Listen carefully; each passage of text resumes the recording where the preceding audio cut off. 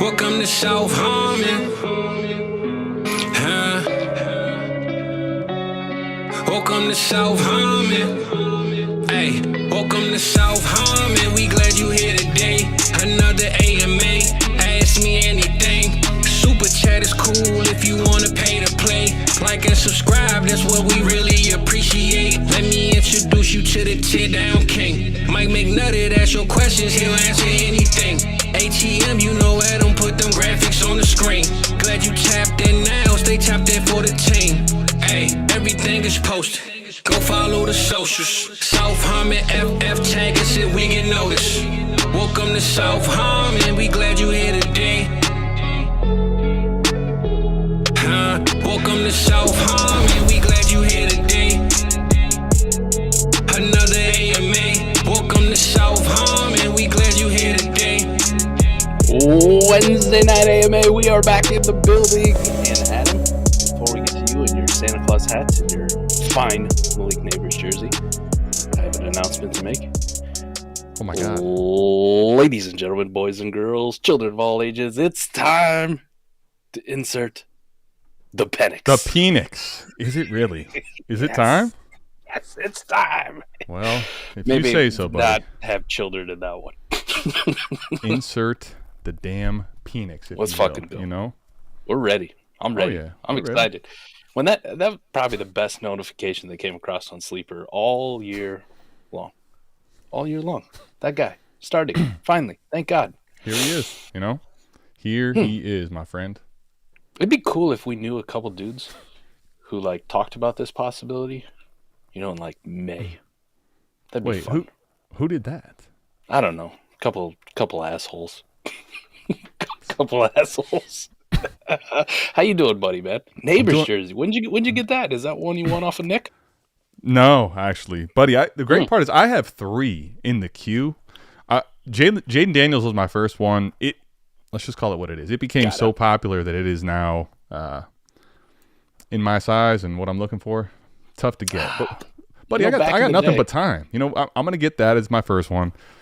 My next 2, I haven't made a call yet.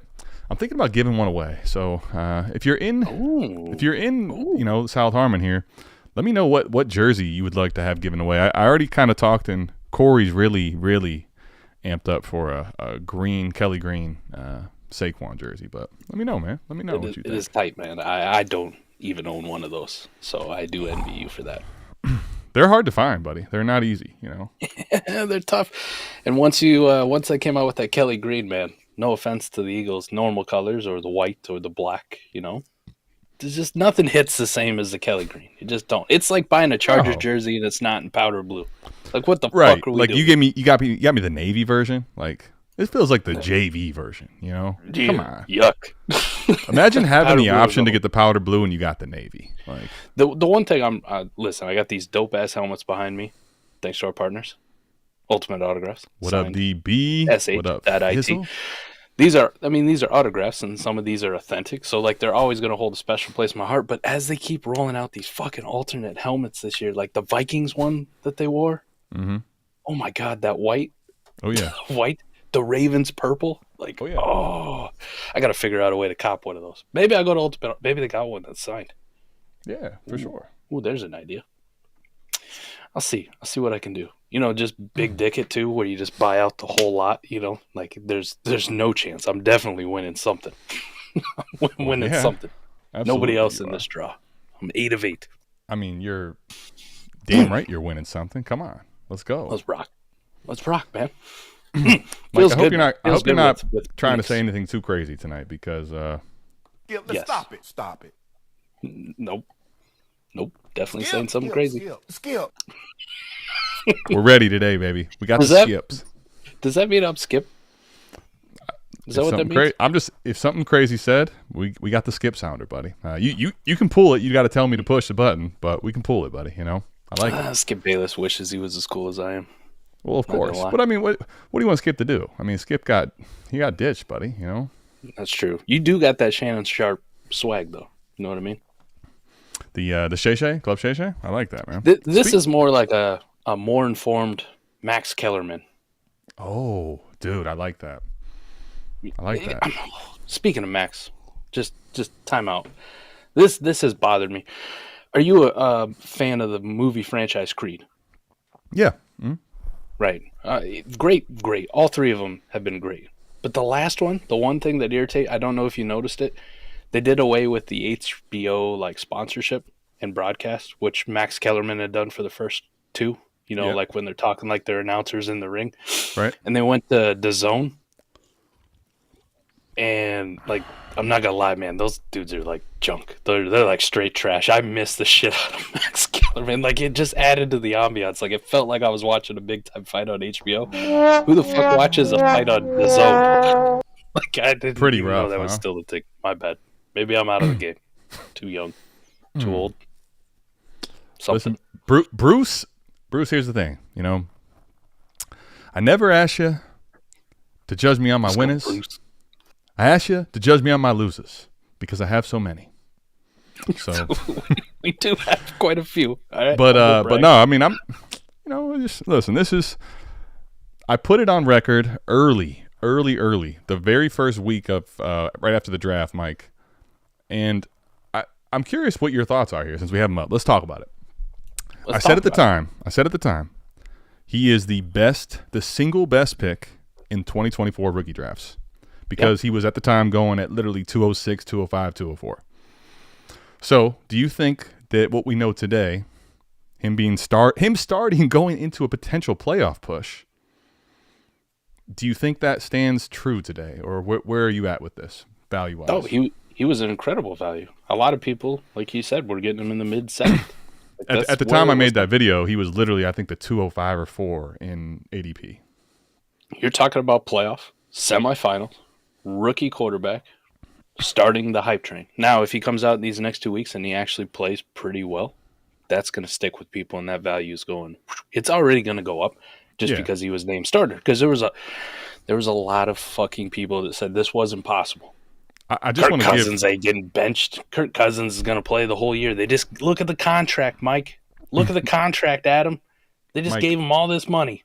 Just for clarity, okay? At the time when he was drafted, this is not an exaggeration because there was a lot of talk of 1-for-1 copy in Green Bay, right? There was legitimate talk 3 full seasons of sitting. Gonna sit 3 fucking years. I remember those. I remember. Pepperidge Farm remembers. Dog. Like, I'm Pep, you're Ridge. And the crazy part is I said in there that I don't project him to start or to start at any point in year 1, but we got to at least acknowledge it's in the range of outcomes. You know what's crazy about the situation is that one thing no one really knew at the time, which obviously the Falcons did, and I think really puts into why they drafted him, they weren't able to do a physical on Cousins before the contract. Yep.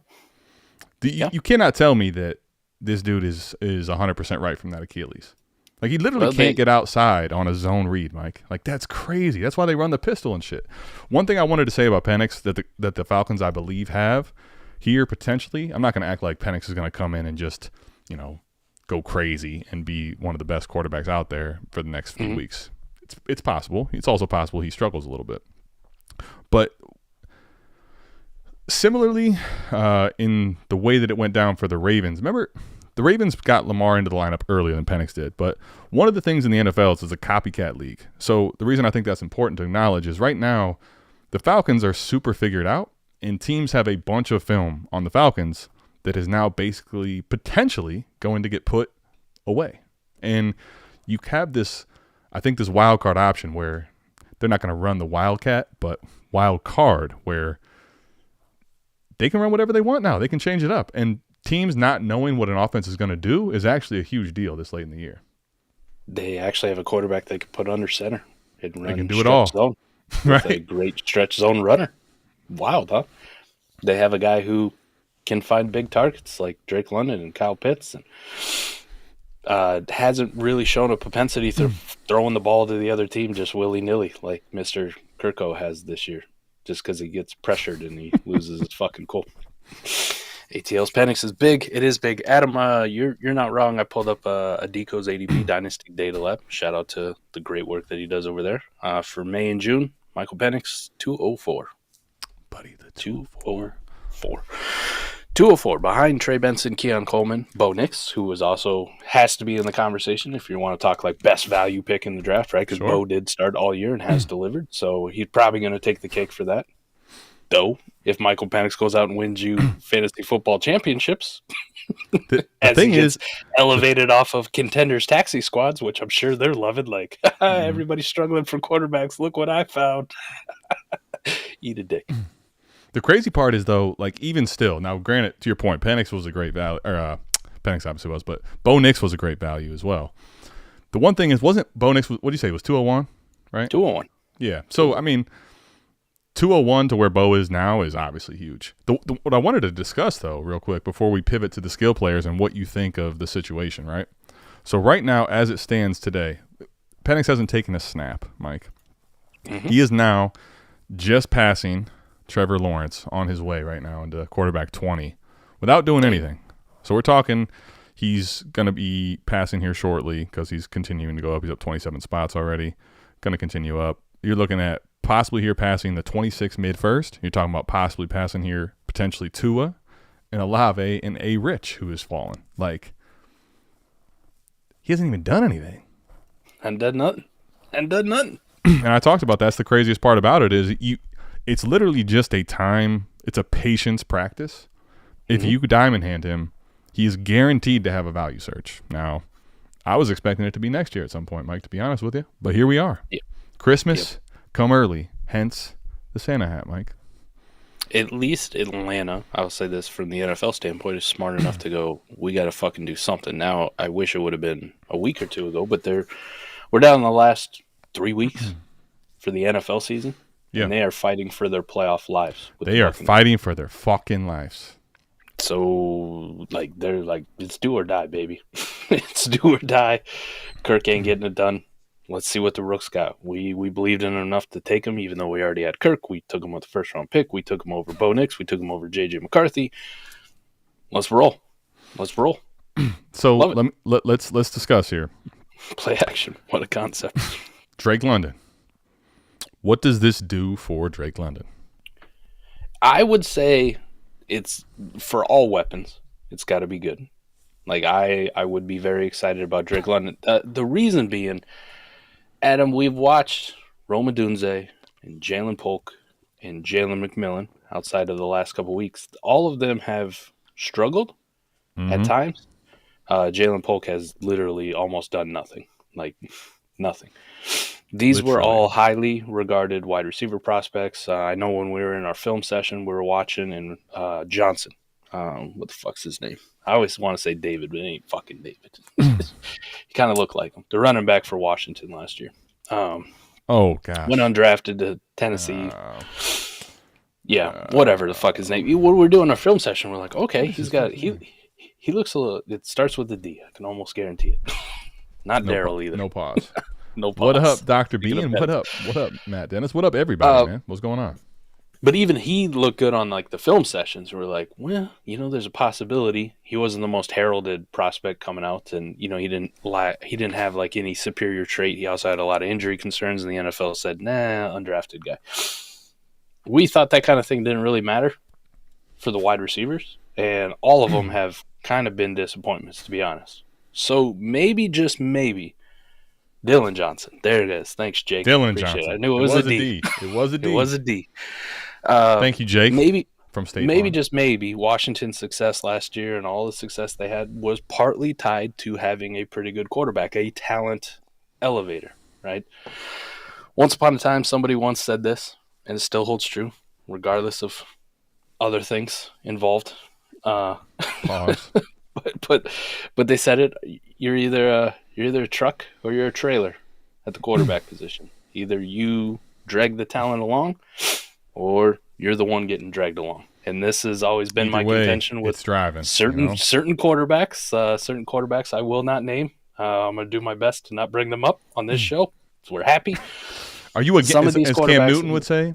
Are you a game manager or a game changer? Brock Purdy.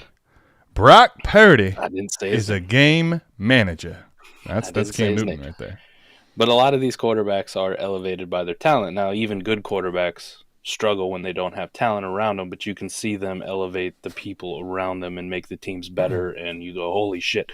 Bo Nix, for example, is elevating a talent decrepit fucking offense that's just horrendous and yet makes it look competent at times.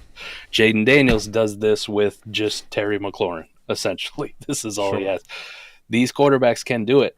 I'm going to lean on the side that I think Michael Penix might be a talent elevator. He might actually make what we perceive Drake London and Kyle Pitts and Bijan Robinson and Darnell Mooney and fucking Ray McLeod might actually make this offense even better and elevate him around. So, yes, if I'm a Drake London manager in the playoffs and I have him, I'm pretty fucking excited to see what I get over the next 3 weeks.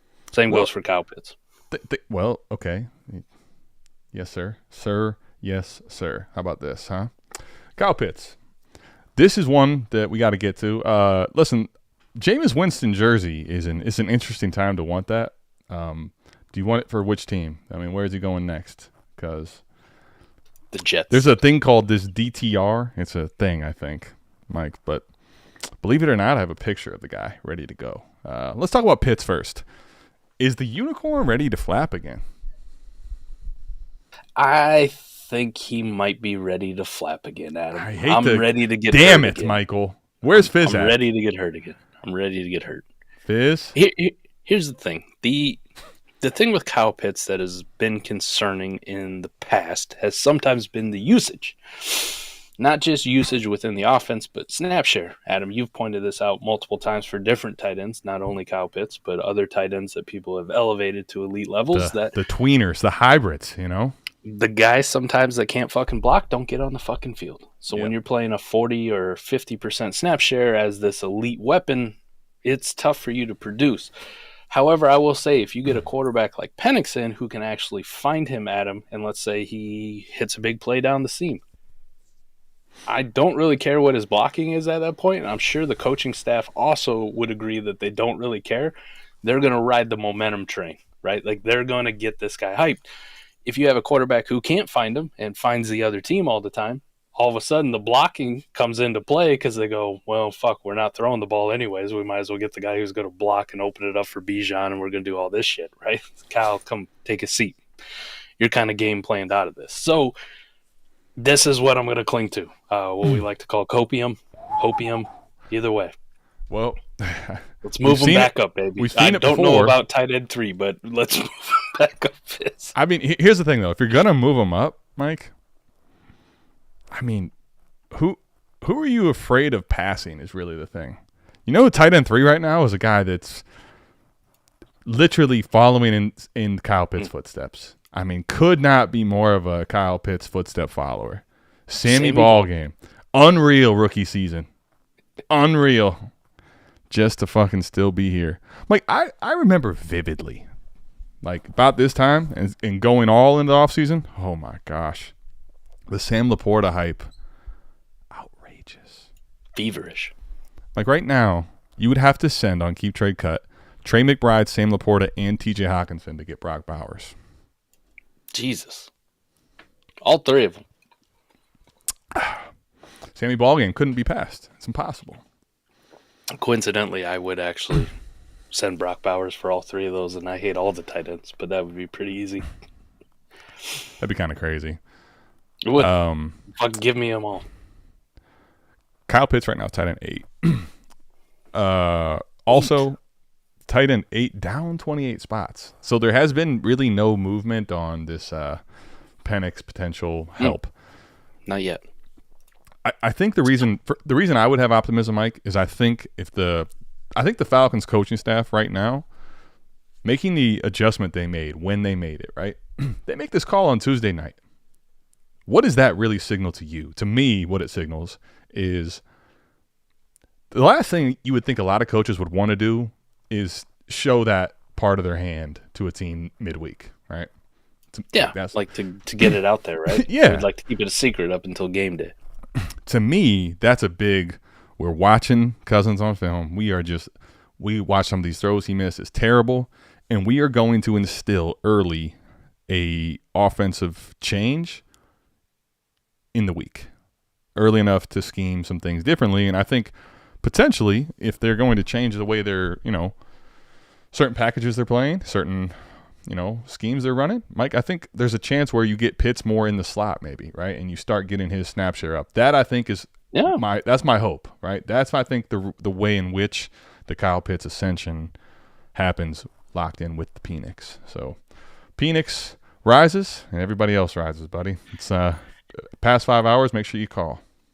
Go. If you're rich and lasts longer than 5 hours, make sure you consult a doctor. Is this quote actually true? It's from Bleacher Report, so it's not like from one of these made-up sites. Michael Penix Jr. on where he was when we found out he was the Falcons QB1. Penix says, I was actually getting a hot dog, and when I got the call, I wasn't hungry no more. Wasn't hungry no more. I mean, I don't know if that thumbnail where he's like got one of the, huh? Yeah. Huh? What happened? What? I'm ready. It's me. It's me. I'm up. Suit up, boy. Let's go. Let's go.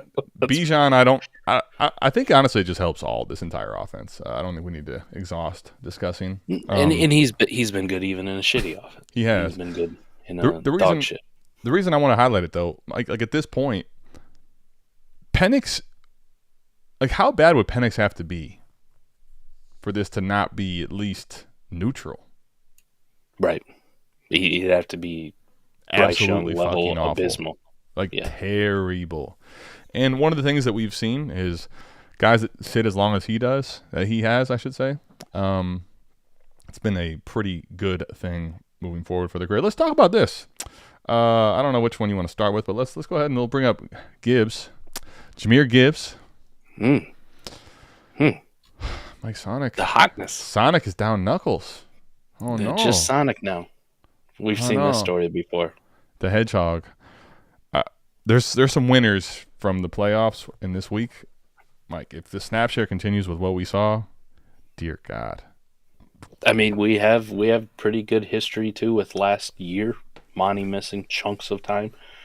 He gets right now. I'll say this: he's getting like Sharp level workload when Kenneth Walker's out. It's insane. It's aggressive. It's extreme. You want to talk about somebody who's gonna potentially just absolutely shit on every matchup in the fantasy playoffs? It's this guy. Like anybody who's rocking the Jahmyr Gibbs right now, still in the playoffs, is going, come to daddy. This is mine. I'm not mad about it. In one of my leagues, having Gibbs in the lineup. I mean, I got him in plenty of best balls too, but in lineup, it's like locking him in, and you see that projection, at 17, 20. Yeah, that's right, baby. And that's the floor. Bijan's been great. Saquon Barkley's been great. Saquon also has a crazy, easy next 2 week schedule. Like, just stupid good. Mm-hmm. Got to ask you, though, between the three, who do you want? RB1, you got to rank them. I mean, I've been at Gibbs for a minute. All right. Gibbs it is. It's only to go higher. I mean, I'll say right now at this point, like if I was making a trade, and kind of what I wanted to talk about if the deadline's off for you. To me, Gibbs is in his own tier right now for making trades for the rest of the season. At the RB position? Mm-hmm. Stupid good. Yeah. And the reason I say that is because he could end up having crazy high upside.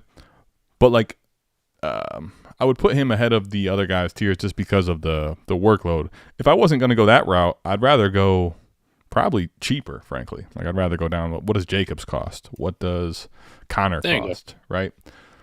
But if I want to go to the high end guys, everything high end, this guy right here. It's plain and simple. Simple and plain. Another thing we didn't talk about Penix on this subject. Okay.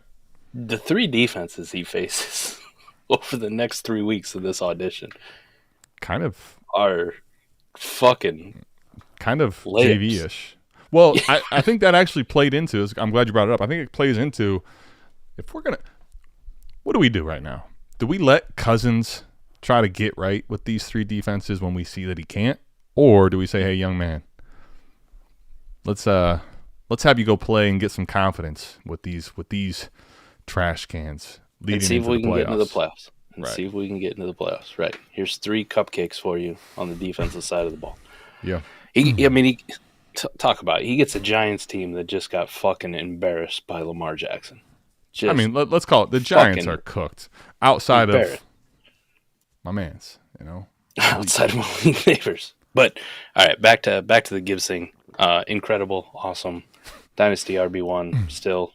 Nothing's changed. But for fantasy playoff, although he was dynamite with Montgomery in there and still in that conversation, I think it's like you said, fucking tier of his own, man. It's Jahmyr Gibbs' world, and we're just living in it. Would you play Penix? Would you put in the Penix over a Rich? Fuck it. I'm rolling with the Penix. I redid my ranks again for the week, and I just inserted the Penix a spot ahead of a Rich, actually, which was tough, really tough for your boy to do. I wish I had a Penix jersey, Mike. I wish I had a Penix jersey right now. What A. Rich always has going for him is his ability to get you a rushing touchdown or 2, and all of a sudden your floor is just stupid high, no matter how bad his passing is. For sure. But you're just looking at matchups. Titans, Corey. stingiest on defense. It's a division game. Hey, Corey. Which are tough. Come on, Corey. Stop it. Skip. Skip. Stop it. Like we know who the starter is Hold going to on. be in 2025. now. Skip. No, you didn't. Skip. Skip. Whoa. Corey. Come on, Corey. We know. You're better than this. We know. We've been new. Corey Walters. The moment in which they go to Penix, that's why I kind of brought it up. Penix would have to be so horrific. Like even if he's bad though, this is already the pivot point.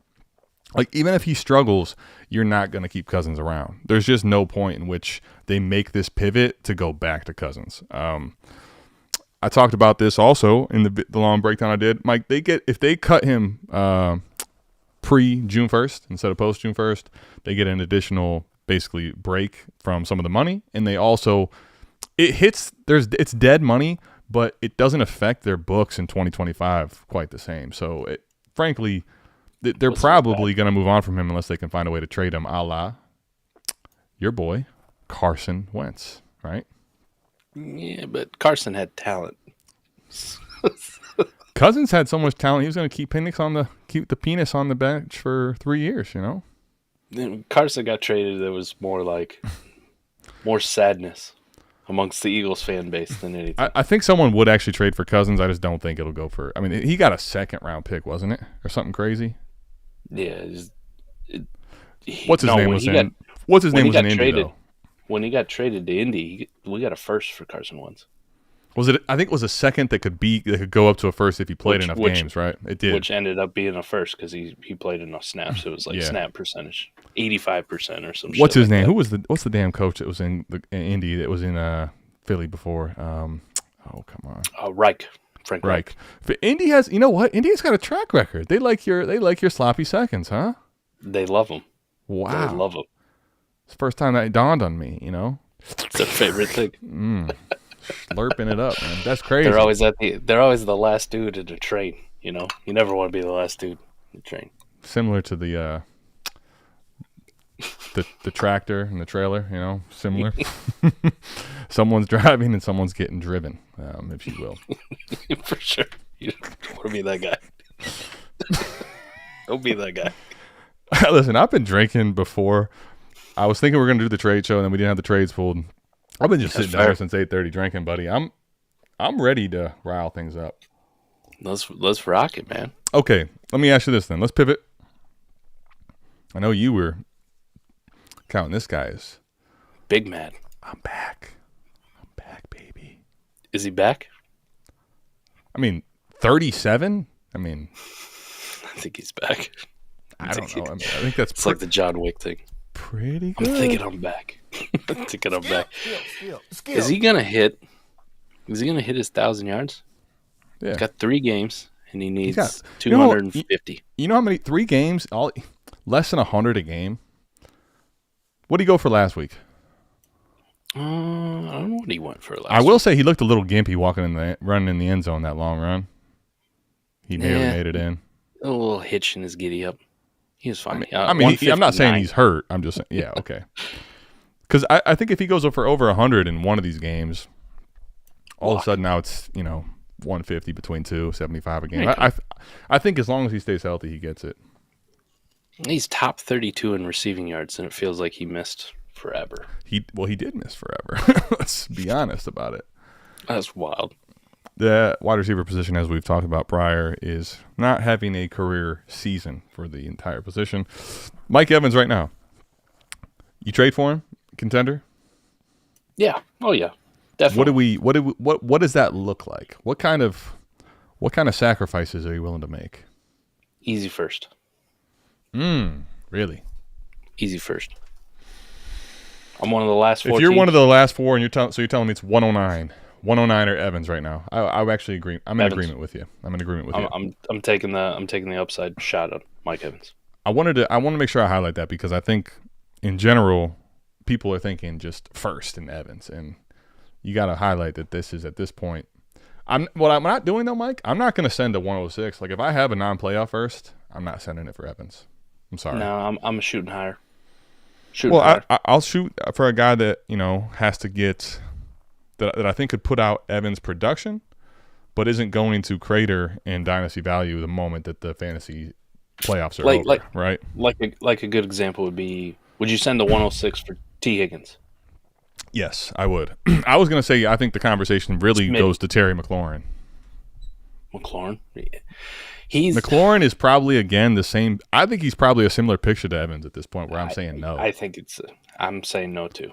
So the line for me there is the reason I say that is because everybody north of that you would purchase, Mike. So we're not purchasing Waddle. We're not purchasing Olave. We're not purchasing DK, right? But Smitty, yes. Zay Flowers, I think, yes.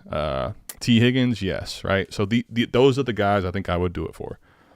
George Pickens, if you get a little more clarity on his injury. If I can wait and know that he's playing next week and he's ready to go, maybe. I'll be honest, that one's tough though, because let me tell you why. With Evans, I've seen Evans play through hamstring injuries to know he's going to produce. Sometimes you don't know with a guy that already struggles to separate. In Pickens, what if Pickens is just not really Pickens the rest of the season, right? I mean, you need him now. I need him now. I just don't know that I'm going to get him now, even if he plays. So, would you rather, say it was the 106, and we're talking about some of these receivers? Would you rather buy a receiver like T. Higgins, or it'd be warp depending and league depending and kind of team construct depending? But would you rather pay that for say somebody who got knocked out who had a Derrick Henry or a Josh Jacobs? Would you rather go the running back route over these next 2 weeks if you're going to pay that steep of a price? That one, honestly, is going to be so league dependent. If you're telling, for example, standard full PPR, right? No bonuses, just regular ass PPR, right? Vanilla, which is in all your sugar cookies right now. Yeah, I would. James Cook. I listen. James Cook, as much as the booms are the booms, I can't unsee 6 carries. Yes, I was gonna say the lows sometimes really kick you right in the dick. No, like Jacobs, when we were kind of trying to, listen, we've already apologized, okay? We've trying to bury him when I was being when we were trying to do that, it was that was actually his floor, Mike. We're talking all this shit. We're like, this is what his floor looks like, okay? Sorry, guys. James Cook, same, different, not the same. I think, yeah. I'm with you. I think if it was something if it was a little more solid, a Jacobs, a Derrick Henry, if Saquon's probably a pipe dream, Kyron probably a pipe dream. Definitely. Let me pivot this conversation because I think this is where best ball especially, but even in lineup, the attrition game is starting to stack up. Okay, so it's rough. It's real rough. Well, if you have a guy like McCarthy at this point, right? What do we do? Like, are you moving him? Are you holding him? You're in the final four. Yeah, you're in the final four. Moving him. Okay. I agree, but I just the reason I say this is because I know what you want to move him for, and I know that he won't probably go for that. Like I don't think so. I don't think teams are paying a first right now for. Well, I can tell you I know because I have and have tried this game. They're not paying a first. They want me to fucking dine on it. They want me to swallow the thing. Let's think about deals that normally wouldn't get done that do have a real possibility of getting done now. All right, Adam. You and I both made the playoffs. You got knocked out last week. I'm in the final four, right? Mm-hmm. I happen to have J.J. McCarthy on my team. Your team might have had, I don't know, maybe you got in because you had Sam Darnold and Derek Carr or whatever, and the quarterback attrition finally hit you, and you didn't have a superflex quarterback, right? Sure. Or the Jake Hayner you picked up fucking flopped and was benched by halftime. Whatever the reason is, but you had a good enough team. You had a Josh Jacobs. You're telling me if you just got knocked out of the playoffs, you're sitting at home right now, and I offered you J.J. McCarthy straight up for your Josh Jacobs, you wouldn't think about next year and dynasty value and quarterback and all that stuff? Let me speak to it, right? Would I, in this one case scenario, yes. But what I think is happening and what I've seen in the leagues that I'm playing in where I have a McCarthy and I'm going to shop him, right? There's somebody else still in the Final Four that's coming with a liquid first for that Jacobs, right? That hasn't. Okay. So, like, it's one of those things where now all of a sudden, Mike, your options get to, would you send McCarthy for James Conner? No. Right? Like, no. But I'm kind of walking through. People are loving to send you Conner. They love to, hey, here, like, they'll even pay a second, but that doesn't really help me other than I have to send it to somebody else, right? Like, what about Cooper Kupp? Is Cooper Kupp worth a first? I don't think so. Like, I tried to sell him to Eric. That's what I'm saying, though, right? This week. What you have to take back for McCarthy, I just wanted to get this point out. This is why I've talked about this for a long time. I know you have too, probably, Mike, in plenty of spots where say whatever you want about these players, and the players do get an edge once they're drafted, right? So let's say once the draft happens in April, May, June, whatever your draft is, the players then get the edge over the picks, right? But you don't realize the risk you take on. Because guess what? This player is simply not worth the first anymore. And it doesn't mean that he won't become that, but where are we at right now in the season? He's not worth the first because people already haven't paid you for him, or you've been trying to hold for something more that you're not going to get.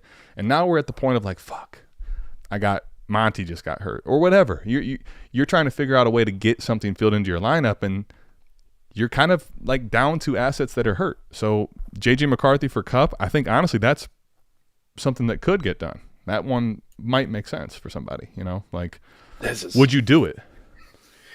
And maybe this is just me. Right? I'm not saying you're wrong. I do know how a lot of these people operate, and I already saw. By the way, this would be a smash W. I don't think anyone's doing this. I already saw some tweets about Sammy Ballgame. Need to keep him next year. Not Sammy Ballgame, the tight end. Sammy the Darnold. Mike. By the way, I have a DM from a guy that I respect in Fade the Fetal. Shout out RJ Peterson. Basically told me like in a deal with him, he's worried about Sammy Darnold. He's not going to take the McCarthy risk. So, like, oh, okay, that's okay. But Mike, here's the thing. Right, we can. I just said like 3 times in a row. Sorry for that. You or I can go down this path of what we think is going to happen in the future. We can tell them like we were right again on Penix. It doesn't matter if they believe us in 7 months. You know what I mean? So my position on it, right? Mm-hmm. Granted, this is just mine. J.J. McCarthy is worth every bit of the 105 in next year's class. Well, see, here's the thing. That's what I was going to say. When we get to, I'm going to tell you the frustrating part and why I really wanted to highlight him. When we get to the quarterback situation, Mike, of next year, fuck, man. You gave McCarthy up for Kupp? Hey, Cooper let that be the last zero he ever fucking had in his life. I'm paying my JJ. Because realistically, if you put JJ in the rookie class next year, he probably, I don't know if he actually ends up going for 105, but he probably does, to your point, become a mid-first in that class, right? Somewhere in that range? With JJ McCarthy. Now, this might seem hot takey, right? So let me preface it, but it might seem hot takey. Wait a minute, hold on. You saying something that seems hot takey? Yeah, let's stop it. JJ McCarthy. Now, dynasty value will not reflect this. Like, I'm almost certain it will not reflect this. Okay. But JJ McCarthy, like, if you told me we played in one of these hypothetical leagues where there's no trading involved, and I had to ride out whoever the fuck I took, if JJ McCarthy was in next year's class, he would be the number 1 overall player selected. By you? Really? Yes. Really? I would take JJ McCarthy number 1 if he was in the 2025 NFL draft class. Damn it. Over Shador, over Cam, over Ginty, over Tet, over Luther Burden, over Travis Hunter, even if Travis Hunter came out and said, I'm going wide receiver full time, just like Mike said I would, because it's $40 million. Here we are in basking in the Penix love. You know, people, all the naysayers showing up, acting like they're part of the clan, right? And it's funny. And here's Mike. Here's Mike. Like, listen. Skip. No, you didn't. Skip. People are not ready for this. Skip. It's funny how you have his picture, because this looks like a Penix. Oh, are you inserting it right there? Like he's sorry, JJ. There's so many factors that go into the. I keep wanting to go to the Penix thing. Well, that's true too, but there's so many factors that go into the JJ thing that people are just not ready to hear that at all. You know, like there's just. I'm glad that you prefaced it with hot takey, because he at least he called bank, ladies and gentlemen. Like, he didn't say it was going to look pretty. He told you what was going to happen. Hot take. We do live in a dynasty world where I will acknowledge how the value will shake out. In reality, you get to April, May of next year. You know, Ginty, Tet, maybe Travis Hunter, Cam, and Shador are probably all going to be valued above JJ McCarthy as far as startup value, they will keep be. trade cut, etc. But I say, for me, keeping it realistic with dynasty value in mind, the 105, 106 is right in the ballpark of what he's worth. All right, bottom dollar right now. Is it Cooper Kupp? Lineup. Kupp. Let's say lineup. Let's say lineup. You can split McCarthy. Yeah, a million ways in best ball, right? Like, honestly, I would do that in best ball easily, because it's so much of a different pivot. Yeah. I'll take 3 fucking what you think are turd burgers on to just win, right? That's okay. Yep. Lineup. Let's keep it. You're right. If it was best ball, I asked for Cooper Kupp and then throw me fucking Ray McLeod or some shit. You know what I mean? Ray with Penix. Oh, buddy. Throw me some fab and I'll see if I can't. You know. Sure. If I move on next week, whatever. But in a lineup league, Adam, I think bottom dollar is probably like Cooper Kupp level. Or let's just say, for the record right now, Cooper Kupp is asset 103 on keep trade cut. So would you do it for Connor then, again, straight up? I think this is one that would be more 50-50. It's how delusional I am about my team, right? We all like you're basically looking like, okay, if Connor goes into my flex spot, does this become juggernaut squad? I'm with you. Does this become it's how I feel about the squad, right? Am I because there are Penix? Yeah. There definitely are. I have them too. You have them. We have some semifinal teams that are like, how the fuck did we get here, bro? Yeah. How are we in the Final Four? I need to do my report card, because my report card this year, Mike, is glowing. I need to insert the Penix into that, because I've got teams that aren't supposed to be here that are here, and then I've got teams that they're on a bye. I think one of which, if not two of which, are facing McNutted, so this will be fun in the semis, you know. But be all right. I see a few of them I've dodged you too, so we're all right. Yeah, I was hoping. There's nothing better than seeing McNutt in the finals, right? Like, that's what we want. But that's the game of the century right? Exactly. When we match up. Last year we only had it in the shit league. I'm hoping this year we at least get a couple more. I think, you know what? We might get a rematch in the shit league. Not that that's going to matter. We might, even though you're going to mop the floor with me. Like that league's kind of just insane. Although I do have Cousins. I'm building, bro. I'm by far and away probably the second best team in that league, and this was a team You I are. threw Well, in you also tried to not dispersed. be. You tried to not be. Mike's like, listen, let me find a way to rebuild. That league is bent. It's kind of like the tractor and the trailer, you know, like. Now I will say, if, and it is a big if. I mean, the odds on this are like me probably hitting the lottery. Which no, if you were to ever beat me in the shit playoff, I would have to hide somewhere problematic. Like I would have to literally go into a bunker. Like it would be bad. You're Jake Paul versus Mike Tyson. You're Jake Paul in this scenario, right? Like you beat an old man, nobody gives a shit. You're supposed to beat an old man.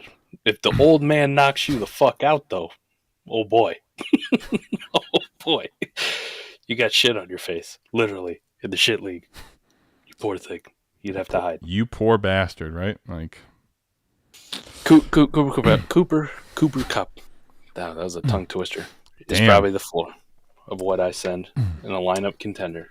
My JJ McCarthy way. I was trying to get Connor and Cup. Downs. I was trying to get Connor and Cup, Mike, and Nick, just as this AMA's gone on, paid a first to get the both of them. So, done. Okay. So people want the first more than they want JJ Mack. McCarthy's like a non-asset, buddy. I'm telling you in this deal. Like if someone has a first versus JJ, like I either have to come with another player. I'm down my 25, right? So I have a 26. But basically, if you got the 25 first right now, you're at a player's. You're better off at the table with that guy right now. Actionable advice for the people on the converse for all the people who don't have JJ McCarthy in the semifinals and no trade deadline. Fuck, Go get him. Mike, this is twice now with the same manager. I'm looking and I'm thinking as I scroll through, like, did he take it? Can I press it? Someone beat me to the fucking punch. T-Rock and Nick. Damn it. Showing off quick. like that. Very quick. He almost had it. Yeah, well, the first one was T-Rock hit the accept button before I did. Damn it, T-Rock. That was on me. This one, I thought he took my offer, and no, he didn't. Isn't that the most depressing thing, too, when you got like a trade offer out and then the you limp see noodle the goes. The Penix goes really, really limp, you know? The sleeper notification, a trade has been completed in that league. So you click on the notification just to find out it wasn't yours. You're like, motherfucker. Rat bastard. That's bullshit. I say go, if you're not in the fucking playoffs, still, somebody has JJ McCarthy that is. Go acquire him. Let me ask you this. If you're paying a 109, a 110, a 111, 112, it's cash ahead. But if you're also sending away a Cooper Kupp, a Mike Evans, a Josh Jacobs, a Derrick Henry, Alvin Kamara if he's playing, it's a dub for you. It's a fucking dub. Terry McLaurin, as much as I love him, that's a dub. It's still a dub. Sure. It's a dub. I'll see you in the summer when his value comes right fucking back, and now he's the hot name. Well, but here's the thing, right? Like I think in the one of the things that's interesting is, by the way, shout out to Fade the Fetal because that was a league that was not a trade in the playoffs league that now is, and yes, the immense excitement now. I'm fucking just. I'm not even getting a deal. I'm literally watching everybody else get better than me, and I'm still happy about it. Like fuck you all, you know? Damn it, Mike. Fuck. Right. It's still awesome. I mean, it is. I'm over here. I'm over here waiting for my one, and it's just not coming. But what are you gonna do? Hey, listen. I think what I want to talk about then is there is one pivot left. Okay, so T-Rock acquires Josh Jacobs. Nick just acquires Cooper Kupp and James Conner, which to his squad with Lamar now, I don't even know if I should be in the shopping game, frankly. Like, he's the number 1 seed already. That squad just got fucking different, you know? Mm-hmm. If I was to be, though, Mike, this is probably the Enigma card that I have to go shop for. Where are you at here, buddy? What are we paying? What are we paying? What are we paying? Dude, I saw a stupid trade in the trade show channel today. I'm not Today or ready. yesterday? I am not ready at all. I mean, stupid. I am not ready at Spoiler alert. all for what probably this guy costs. And I'm really not sure if he's worth it. I'm just kind of curious to see what people think right now. Let me ask you, in a 12-team start 10 lineup league, 12-team start 10. Okay. would you trade away your Chase Brown outside of the playoffs for Jake Ferguson, Chris Olave, Jalen Wright, and a 2025 first? Are you kidding me? No, fuck no. I would destroy my phone. I would need Apple, Verizon, someone. They'd have to send me a new phone overnight, Mike. It would be destroyed. It'd be shattered. You had me at the first. You had me at the first. At the first. I'm good. Well, this I'm good is kind of where I'm at. Like, I'm having a hard time deciding if it's worth sending. Let's call it a 26 first and a small piece. Let's call it, right. I would say. What do you do here? That's the contender deal that doesn't feel good but could pay off, and if you win a championship, you don't give a shit. So by that logic, even though I don't believe in him for the long term, I say you do it. So you send a 26 first and what though? I don't know, fucking Jalen Wright, Marshawn Lloyd. I mean, I would add a Kendre in there for sure. I have that. Kendre, yeah. I would add like Mayer. Here's my question: would you send a first and JJ? Oh. No. I'm with you. I feel like that's where I'm at. Would you send a first and Godwin? That is getting a little bit more palatable. That one feels horrible, but it feels like it might be the right play. You know, like, yep. All right, let me take my medicine. You know, let me. Yeah.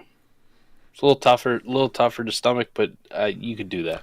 I do feel like Godwin might still have another couple of years. Like, even if he starts slow next year, because of the obviously coming off the ACL, right? Like, Mike and I have done enough. Fractured ankle.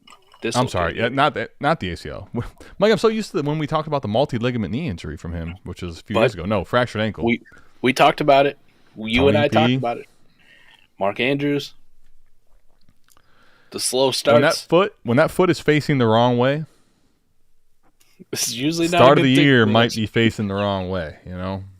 Right. So just Luke Lachey. Shout out to my tight end one of this class who did nothing all year. It's awesome. All right.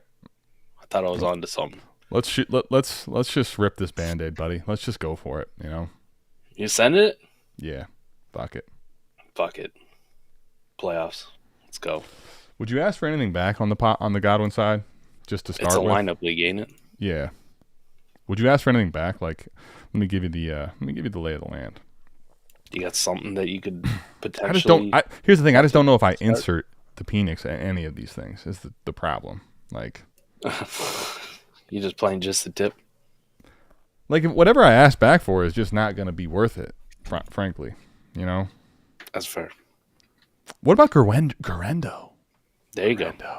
That's the piece you asked for. Would you ask for Chase? Is that fair? Chase Brown and Chris Godwin for Garendo? And he's got Garendo sitting on his taxi, for God's sakes. I think it's fair, but, you know, people might be really riding the Garendo's going to be the guy next year. Okay. Would you go? Here's the real question. Would you go McCarthy in a first for Garendo and Chase Brown now? I would be able to put both of them in my lineup.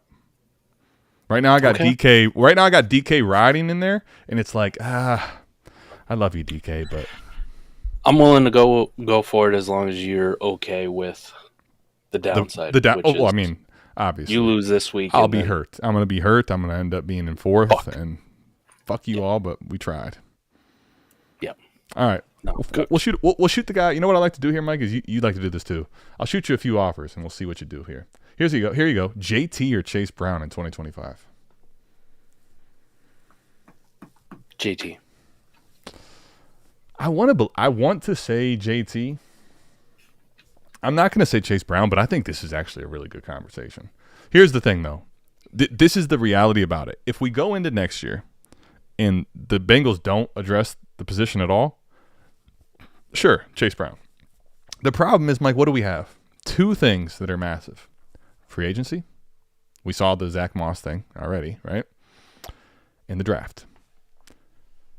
Those are, believe it or not, we've seen this before with a lot of different backs.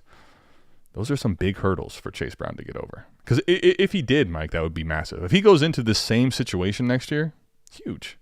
Huge. However, you're telling me this team's just locked and loaded, no running backs to the system at all? That's my problem. What do you say? It's tough. It's tough. I want to believe JT can bounce back, though. This has just not been the year you were wanting for JT, right? He doesn't feel like a guy, and maybe it's just my bias to him, that's going to get replaced as easily. Mm-hmm. Right? Doesn't feel like he's going to get replaced as easy as potentially Chase Brown, but I'm starting to warm up to Chase Brown just because he's playing so goddamn well. Yeah. And the Bengals are notoriously just cheap-ass fucking organization, right? Mm-hmm. They're going to have to backfill. You know, they didn't hit on Yoshi Voss. They didn't hit on Jermaine Burton. They're probably losing T. Higgins because they're not going to pay him. We still don't know what this Jamar Chase thing is actually going to come to a head and could get real fucking ugly because the organization is such a trash can, cheap fucking organization. So dude, they it's may really cheap. Really cheap. They may.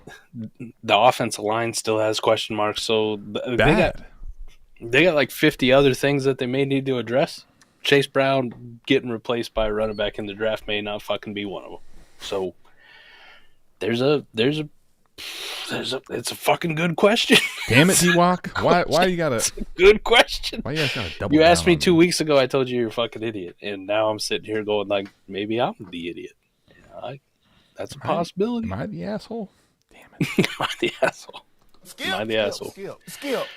Shout out to fucking Billy Bob Thornton. Landman is everything it was cracked up to be. I am so fucking invested in this. Taylor Sheridan, such a badass. Like, just putting out hit after hit. So good. And, Adam, you know who Ali Larder is? Yeah. Final Destination, Ali Larder. Absolutely. It took all this time, from like when I was a prepubescent teen. Nice. Thinking she's one of the hottest women on the entire world. It's like Landman episode 3. You see titties. I was like, there's those are the things. There they are. Forever. There they are. It's like the Eminem commercial. They do exist. Still looks amazing. God damn. You seen that Eminem and Santa Claus commercial? Yes. They do exist. That's what Mike's doing when he saw that shit. She looks better at 48 than I've ever looked at any 8. 8, damn. 18, 28, 38. Mike was on here last week talking about his entire lower body's an Adonis. Now he's like, I don't have any confidence. I looked at that shit. Not compared to her. Well, that's fair. Damn. I mean, come on. All right, Mike. She's on them like Shania Twain, like game playing. Like somehow you just get better the older you get. Aging like fine wine. Aging like the Michael Penix take, right?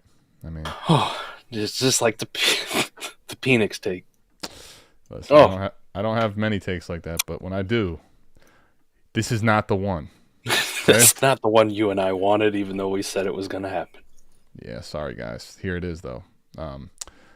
This is why it didn't matter that I was right. This is why I didn't make this big ass trade in your idiot league mates. So everyone's telling me you got to do it. I didn't make the playoffs, but guess what would have happened if I did? DT fucking R. Jameis was fun, man. He's a lot of fun. He's a blast, actually. He was fun. All right, but Mike, guess what? It's over. It's over. Is there? It's almost like there was a reason he was a backup in all these places. Sorry, Fizz. I listen. Shout out the guy. Swenson's a absolute awesome place here, Mike. Drive-in, like it's a Skyway type thing. I don't know if you heard of that, but like it's a drive-in, unbelievable burgers, milkshakes, stuff like that. Right? He has an awesome video where he goes. And they have like a tray that you can latch on the window, right? So you just crack it down a little bit. Real old school. Yeah.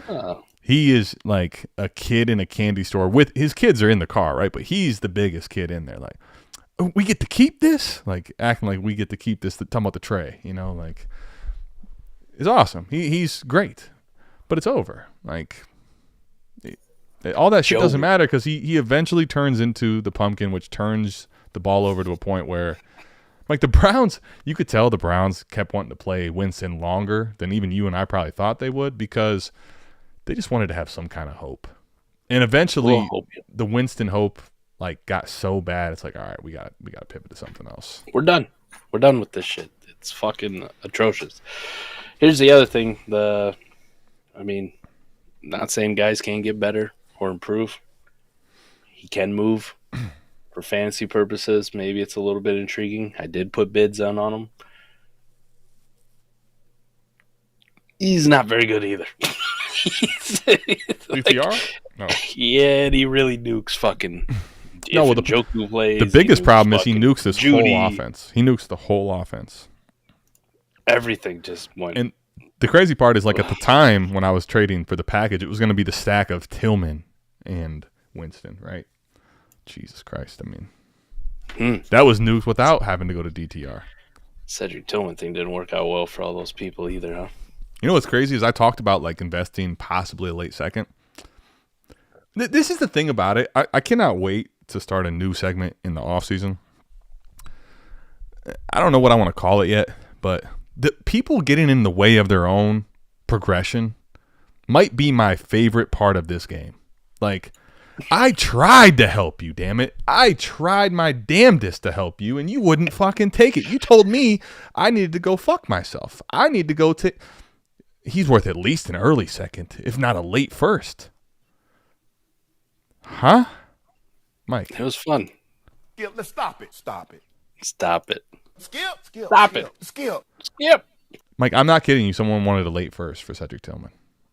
Get the fuck out of here. Okay. That's not a joke. That's well. I wish it was. It is funny. I mean, it's funny to be fair. Certain people advocated paying a, early second for Devon Vale. Okay, here you go. Now he's asking our opinion, but he also puts KTC. So I'll give you both. How about before KTC, we reveal KTCs. I'll look that up. I'll go and you go first, and I'll go second on Chase, Chuba, Rico, our rankings, and then I'll go to KTC. I got it right as ordered. I think the only Rico's last. Yeah, we both definitely agree on that. I think it's close on Chase and Chuba. I got Chase ahead just because he's younger still, and that is a slight lean for me. I think Chuba realistically could end up being the best back of the two, though. No doubt. I'm gonna go with Chuba, but I don't hate the Chase thing. They're by I'm trying right? I'm trying not to be too recency bias thing in this because Chase Brown comes out the next 2 weeks and just puts up dud weeks, and Chuba goes out and has smash weeks. People will be like, I fucking told you it was Chuba. Well, can I tell you with those two? But let me tell you though, the thing about it is, right, and part of the reason why I'm willing to fuck around and find out or fuck around and just be disappointed, Mike, the last time that Chuba's dropped a dud week? Don't look. I do know this, but I have it up just to see. All right, I want to know Chuba or Chase Brown. Sorry, Chuba's was last week. All right, we okay, know that. I was gonna say 1 week ago. And you caught me. I've been drinking. Chase last Brown. Time Chase Brown had a dud week. Yeah. So your definition of dud week, outside of the top 24. Okay, not an RB2 or better. Week 10. Yeah, it's close. However, Mike, and you've been here before. Week 8 versus the Philadelphia Eagles. Versus a really tough run defense. Now, Mike, here's the crazy part. I said top 24 just to give you the context. The last time he hasn't been a top 10 running back is week 8 versus the Philadelphia Eagles. Okay. Mike, running back 5, running back 4, running back 10, running back 10, running back 6, running back 4. And this is in a league which is half PPR for the running back. I'm going to tell you right now, in full PPR, he's over 20 every single one of those weeks. All right. Well, my bad, Chase Brown. Jesus fuck. Look, if you're a running back that I've tried to dunk on this year, just Salute. Salute, Mike. Damn it, Mike. I wish Mike would get angry about some more running backs. We need this, frankly. Fuck it. I'll try. Jonathan Taylor, you fucking suck. You're terrible. Are you pivoting? Want Are you switching? we don't want. Yes. Are you switching? Chase Brown. Yes. Brown. You got me, man. You got me. Mike, right now. All right. I pulled this up for like that. full PPR. Jesus. 26 versus Vegas, 22 versus Baltimore, 19.3 versus the Chargers, 19 versus Pitt, 24 versus Dallas, and 26 versus Tennessee. Now, the biggest part of that, going back that way probably takes a little bit of memory jogging. Do you know what happened in Week 8 to Week 9? It wasn't actually Philadelphia. I'll tell you. Zach Moss went on IR. Zach Moss died. I thought you were playing that for me. I was like, no. Zach Moss died. I mean, here, let me. You know what? Sorry. Hey, fucking do that to me. Mike was dead right. Mike was correct, dude. His snap percentages, Mike. If you think about this for the season, if you just put some context, 80% in Week 8. I'm sorry, Week 9. 87, 83, 81, 83, 93% of snaps last week, Michael. So I want to go with the Kyron Williams train here too, but just doing a little digging on my own. Okay. He's never had a bad game when he's played at least 60% of the snaps, which isn't a massive bar. No. So my biggest concern, right, has always been, do they bring somebody else in next year? You know, whether it be a free agent, whether it be this awesome draft class they bring in. I use the Taj Brooks thing, who's awesome, by the way. But a 60% snap share isn't out of the question, even with an awesome Taj Brooks. For sure. I mean, that's the thing. They could draft a person and Chase could still get 60%. That wouldn't be crazy. He hit damn near 60% on the nuts versus the Giants in Week 6 and put up an RB2 week, a real solid RB2 week. By the way, I said I was going to look this up after we went over it. So let me ask you now, again, Chase Brown, Chuba Hubbard, Rico, KTC. Before I pull Chase them up. Brown, Chuba Hubbard, Rico. All right, we're on the same. Damn it, we're on the same fucking page. God, does it feel good? Damn, yes, it does. I like the way you do business. Damn it, I like the way you do business. Right before he's about to fucking die, not knowing. You're right before Mark Wahlberg is about to fucking take. Shout out Four Brothers, great movie. If you have not seen, or if it's been a while since you've seen. Do yourself a favor. I mean, honestly, Mike. It's an all-timer. One of those movies all-timer. that got what do they call it? Syndicated too. So it was on like network television. It'll be on like FX, or TBS, or some shit. Yep. Which a lot of people don't use anymore. But it's one of those things. If I'm ever like scrolling through, or even if I'm on Netflix or Prime or like Hulu or whatever the fuck streaming service I'm using, which is all of them. If you scroll down and it's like you see it on there and you're like, yeah, fuck it. You know? Can I tell you what, though? I will tell you this. Put it on. I'll give you my caveat to that exact same thing. This feels like nostalgia because the amount of times I've been doing scrolling on stations lately has not been great. I would love to be back to that point at some point. But, Mike, what I do every time with that, because it's very different on TV, to your point, and, like, if you watch it, I almost immediately go, okay, where do I have Four Brothers uncut? Because there is some crazy shit that pops off in that movie, which sometimes FX might not give you the full FX, if you know what I'm saying. All right, Mike, let's pull this up here. Let's see. Tyrese Gibson. Dude, yes. Playing Angel in that. It's so good, man. Bro, so the good. crazy part is, like, people think, Tyrese only he's a one-hit wonder. Well, at least give him Four Brothers, okay? At least do that. But no, I mean, he's got the whole Fast and Furious franchise. From like I know, no, I mean as far as the artist Tyrese. Two on. He was in Too Fast, Too Furious. He was. Well, he was in yeah, exactly. I'm talking more from the standpoint of Tyrese, the R&B singer. Well, I mean, he had some hits back. In I know, the day, but people sometimes say the one-hit wonder. At least give him Four Brothers, if not Fast and Furious. Nobody does that to Jamie Foxx. Jamie Foxx was an R&B guy first. I think we might get in trouble here. Jamie Foxx, I think, had I don't actually know. I'm not the biggest R&B person in general, but I feel like Jamie Foxx had a better stay in R&B than Tyrese. Okay, well, However, I mean, chat, he's got you let the us song with know. Kanye. Right. He's got the Kanye song, so that's how he's going to go. But speaking of Jamie Foxx, by the way, is he the most talented dude in show business? I see his Netflix special just came out, too. I haven't watched it yet. Yeah, to your point, Tyrese isn't Jamie Foxx. So, like... Well, I mean, because Jamie Foxx, the actor, Willie Beeman, like the iconic character, Django, like the level. Right, but he's got the R&B, he's got the comedy, he's got it all. No, he's a well-rounded. Yeah, he's well-rounded. And then mostly acting. Like most people would probably know Tyrese from acting. Baby I'm not Boy, trying to change the subject. You can keep Fast going, but Furious. Rico 36 on running backs right now, way behind the crew. Easy buy there. Okay, I'm not sending JJ McCarthy for him though. Yeah, I'm with you. Hold on, let me scroll. Ye Lord. Chase Brown is RB12, Mike. 12? RB12? He is on the heels of Josh Jacobs. He's ahead of Henry, ahead of Mixon, ahead of Montgomery, RB15, who's going down, and then Chuba Hubbard is RB16.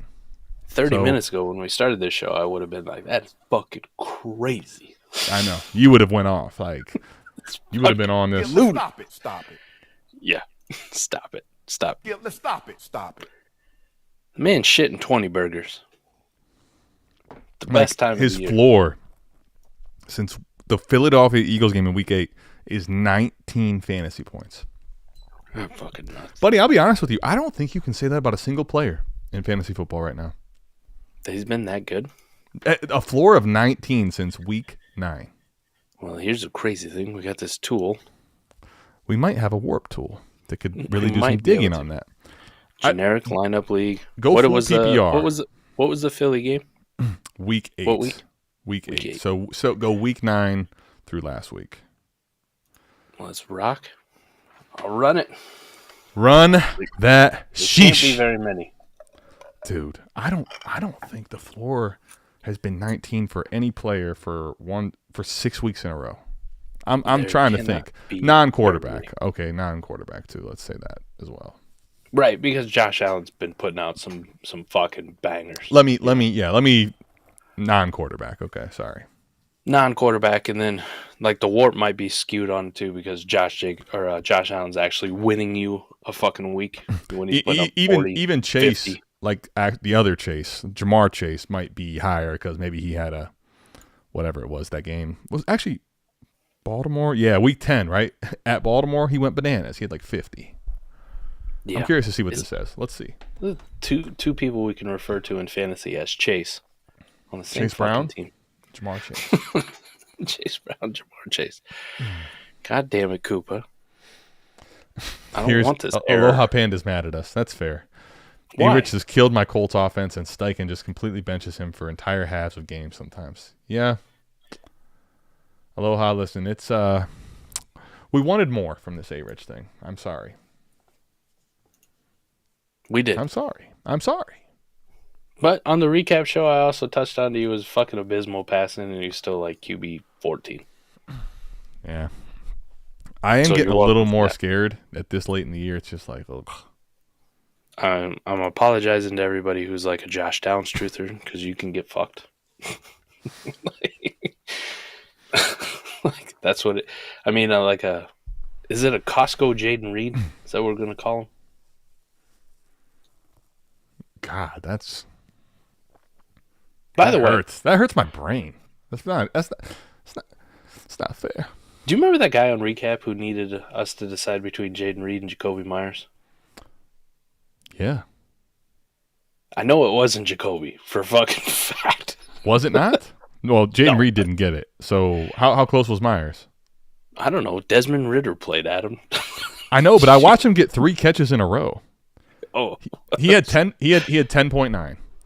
10.9. So neither one of them. By the way, 9 targets, 5 catches, 59 yards, and let's see. I'm pretty confident Reed didn't get 15. Let's see.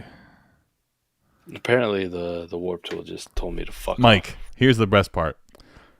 The scoring was 11.1 and 10.9. So, unfortunately, There was no correct answer.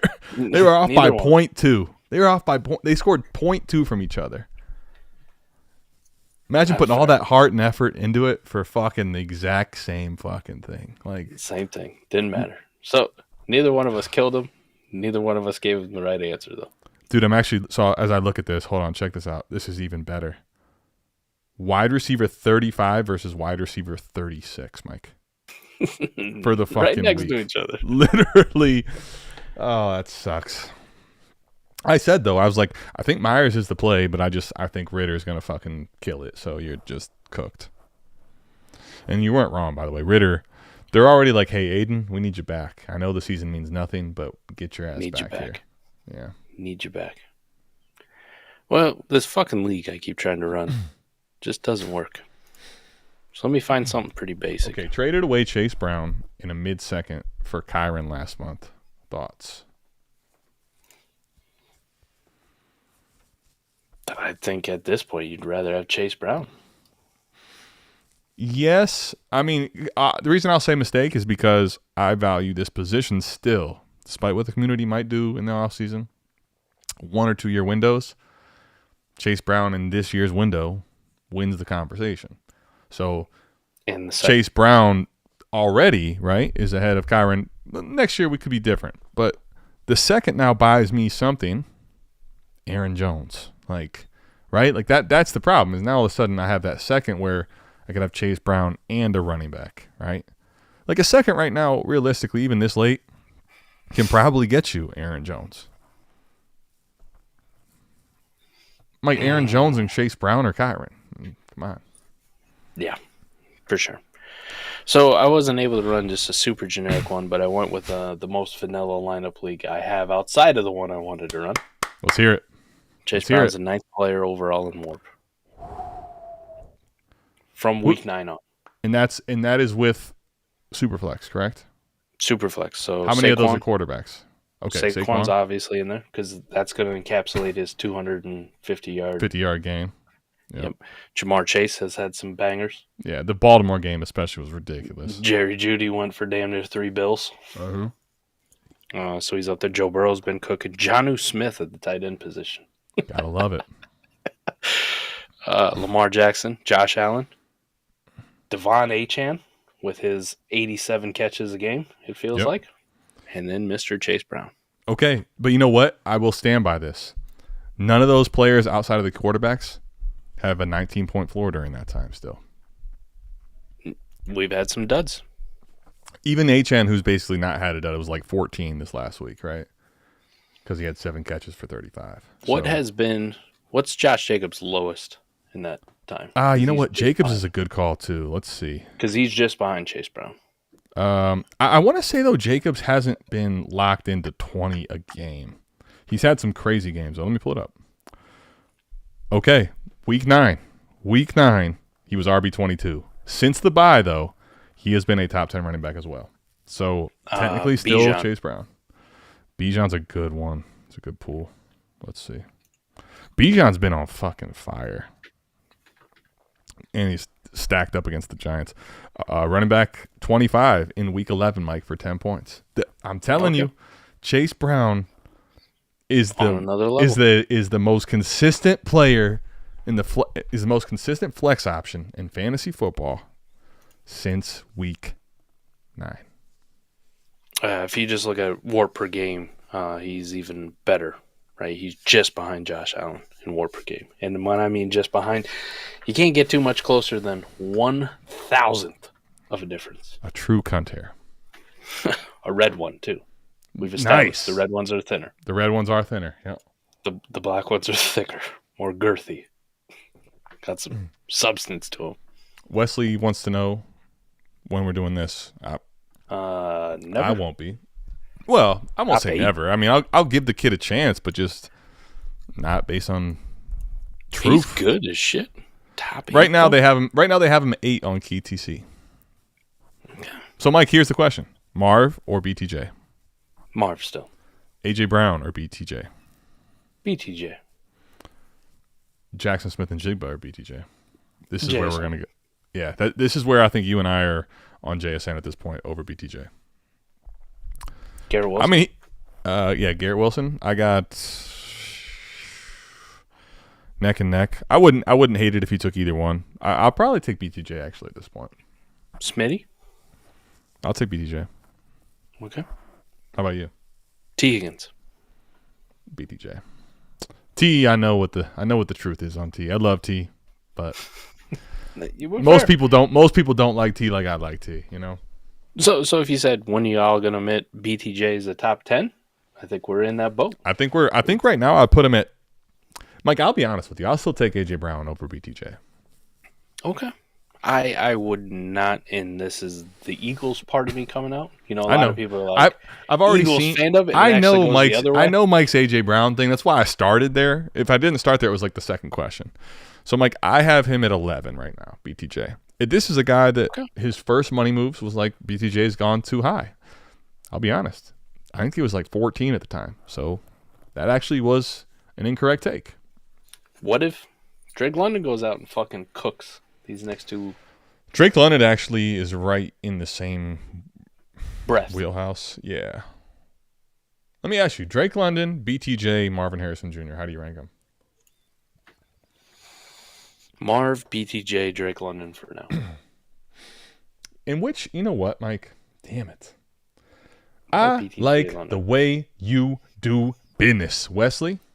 Look, you got Let's BTJ talk about it. queued up, ready to rock. Let's talk about it. I'm going to be honest with you, Mike.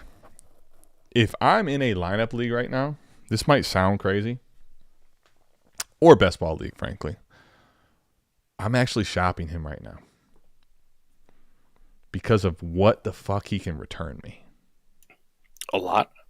Dude. A lot. You see this hat? Christmas come early, my friend. I saw a trade on Twitter, I believe it was. X, if you will. Okay?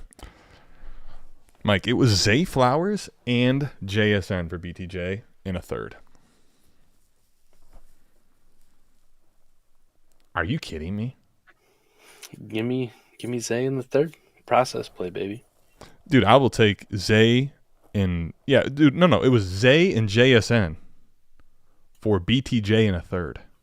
Oh, Jesus, fuck. Yes. Okay. Good Lord.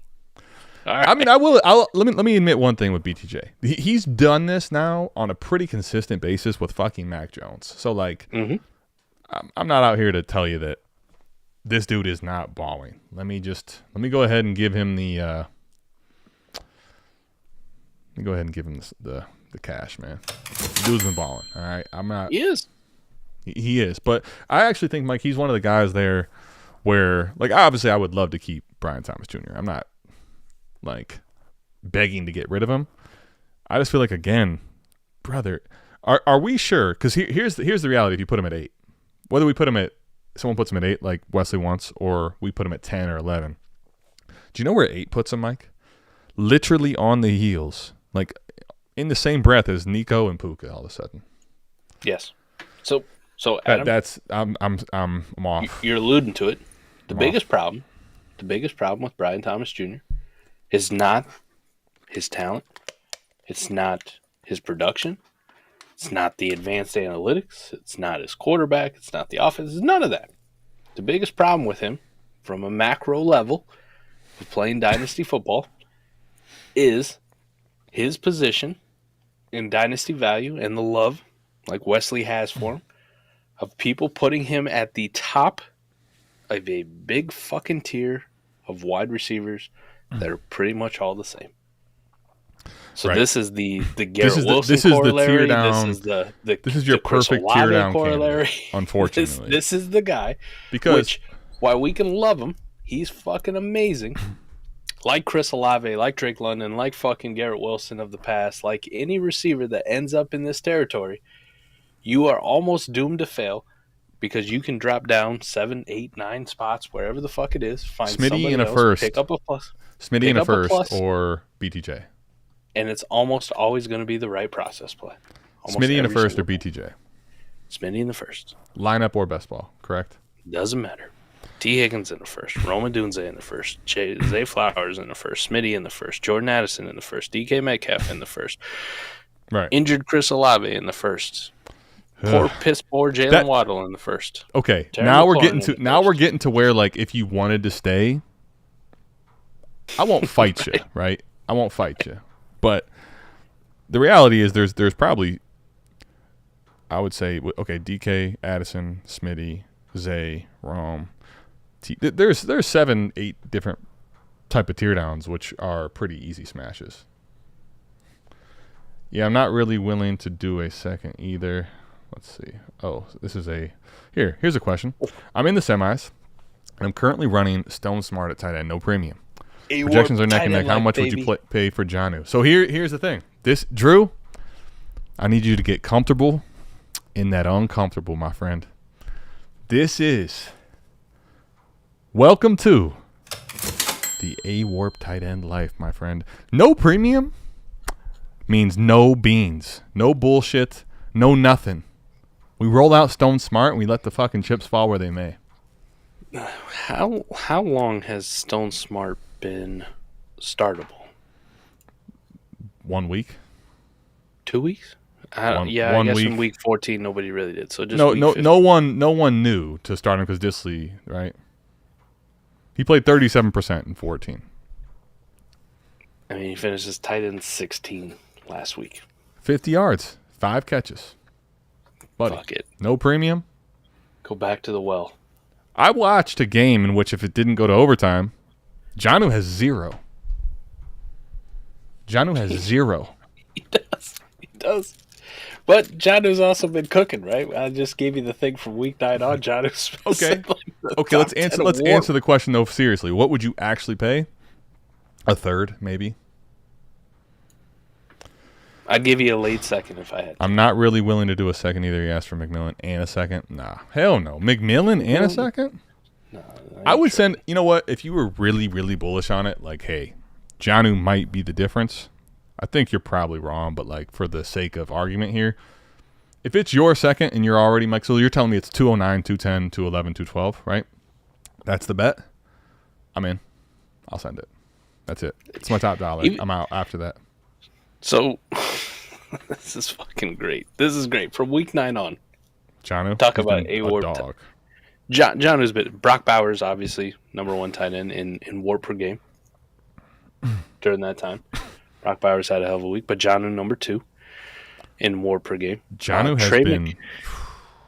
Trey McBride, David Njoku, who's been out the last couple. Austin Hooper in warp per game. The 2 games that he actually shout out the New England. Listen, Aaron Hernandez, R.I.P., right? Rob Gronkowski, long retired. They will double tight end your ass, buddy. Austin Hooper and Hunter Henry. Come on. The difference that Austin Hooper and Jonnu Smith have in warp per game over this time frame is 300ths. It's what I would call negligible. Okay. Fuck it. Like Tom's. I will say though, Jonnu and a half tight end premium though, Mike. Tight end, dude. He's 28, 23, 21, 13, and 19. Oh, that's cooking. That 13-point game was the one which was all in overtime for the record. But if you want to look at just warp, I mean, there's not a lot of A-warp tight ends other than Jonnu Smith. Just total warp during that time. McMillan and a second is an absolute no, though, Drew. I'm sorry, buddy. Like, I'm good, man. I'm like, good. Especially with McMillan. I love you too much, Drew 26, to let you do this. I do. Could you do, like, I know this probably isn't 1-for-1, but could you do would you do like an Adonai Mitchell in a second? Adonai Mitchell in a second for Jonnu? For Jonnu in the playoff push in the semis. I'll tell you what. I'll give you a turd of Adonai if you give me a turd back too. Well, I'll trade you a turd for a turd. I need something. I'm honestly willing to discard Adonai. I'm just kind of being facetious though. Like, I don't really care about Adonai in that. But fine, sure, yes, I'll do it. I will do it as long as you admit that it's the same process with Xavier Worthy. Okay. Gone. Bye. All right. 14 team. Start 9. Oh, this was the one I wanted to pull up earlier. Would you send 114, 111 to 114, Pop Douglas and Brooks for Henry? I say, sayonara, you motherfuckers. I'm in. Send them all. All of them. Bye-bye. Bye. Bye. Easily. All right. Easily. Let's discuss a couple more things here, actually, that I had ready to go. Okay. Marvin Harrison Jr. If we got BTJ up, we got to talk Marv, too. Marv. Marvelous. Let's talk Marv. Marvelous Marv. Mike, are you... How do I put this? You're in the semis, okay? Mm-hmm. Potential nuts on the line. Marv is one of these players you just keep starting because it's Marv, right? Because it's Marv, right? Is it time to pivot in a Final Four situation? If you can get the value, yes. Yep. Okay, so it's time to pivot. Now the question is, what do we need in order to make the pivot, right? Realistically, too, because not everyone values Marv as I do. I want everyone to understand this thing I call sticker shock, okay? It's the same as like the 2 in the pink, 1 in the stink, buddy, because it's going to shock you, okay? The Marv of old is not what Marv is worth currently, man. No way. You think Drake London's too much to ask? Can I tell you something? Someone sent me that a week ago, and I told them no. And I'm asking you now, would you take it? Would I take Drake London? Yes. A week ago, I said no, and I know you did too. That's why I was going to start there, actually. Crazy. Spoiler alert. These Penix are all is things now... I would take, but I just want your opinion if you were on the other side. Well, Penix is now, honestly, like a little bit of a, I don't know, grease piece into making me hope that Drake London has a little more upside. So AJ Brown? Yeah, I would. I hate to admit it, but I would. Dude, Lad, I'm not doing. I will say, though, AJ Brown, the squeaky wheel just in time. I mean, I need 2 weeks out of you, buddy. I'm in. Give me AJ. Marv for T. Higgins. Hell no. You wouldn't send your Marv for T. Higgins? Fuck no. There's not enough value insulation on T. Higgins' side. T. Higgins goes out there and gets hurt like he always does. I love the guy. You know how much I love the guy. But all he has to do is fucking roll up limp in the first play of the game, and we are fucked, my friend. You know? Smitty. I love T. And what? I would. And what? Can I get a kickback? Can I get a second? So you're pretty high on this one. Like I'm not getting off of Marv for nothing. Okay. With what we just have seen with Adams the last couple of weeks, are we doing that still? Fuck it. Ball out? Ball out. All right. You're in the Final Four. The trade deadline's not off. Right? Mm-hmm. I'll give you my list for straight up. I will take Drake London, A.J. Brown, JSN, Garrett Wilson, end of list. I'm not mad at it. I mean, I will take Lad, or I will take T, or I will take Smitty, but you got to send me something. I'm not acting like you got to send me a first. I'm saying you got to give me something, though, if I'm going down that road. You know, this is one of those trades that, listen, guys, literally in 7-8 months' time, you could be looking like you got absolutely fucking halved in that deal.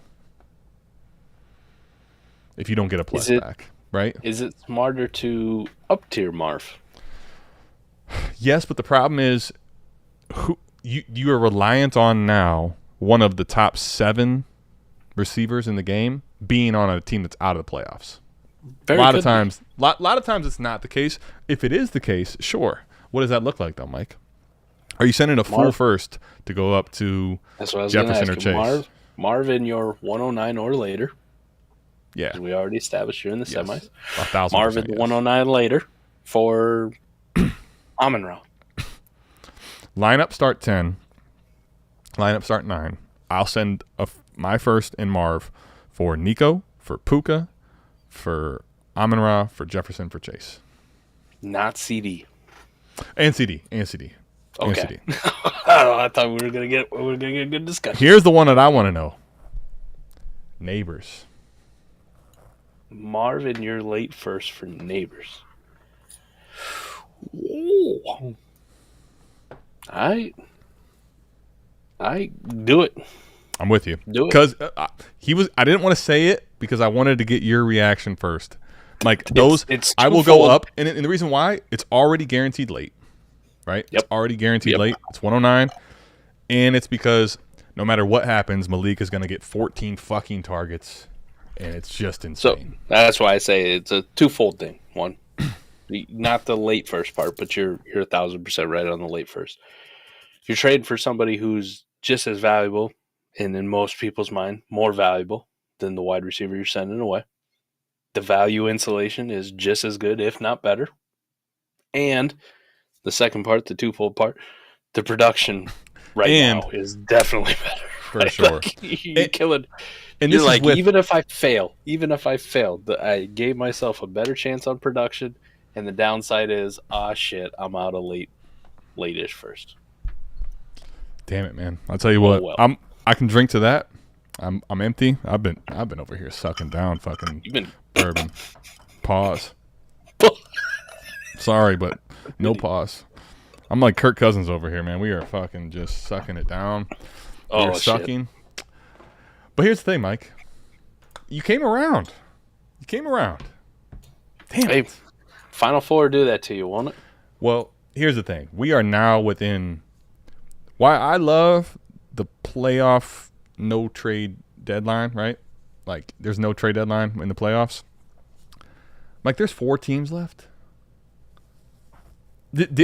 I feel like it's. You know how they say deadlines gets deals done? I think no deadlines gets more deals done. You know Definitely what people are willing to do when there's 4 teams left all of a sudden versus 6? Thank you, Dr. B. He paused me. Pause. Damn it, Dr. B. When Dr. B pauses you, this is a dude that's staring into the abyss, just eating fucking Doritos. If you know, you know. Pausing me. You know what I didn't check today, Adam? Tell me. Some of the leagues we're in where we're competing, what the waivers look like this week. What them waivers do. There we go. Mike, I got Jalen Coker in a league that matters. You bitch. Dude, somebody cut him literally like the day going into the game because he hadn't played in like 3 weeks.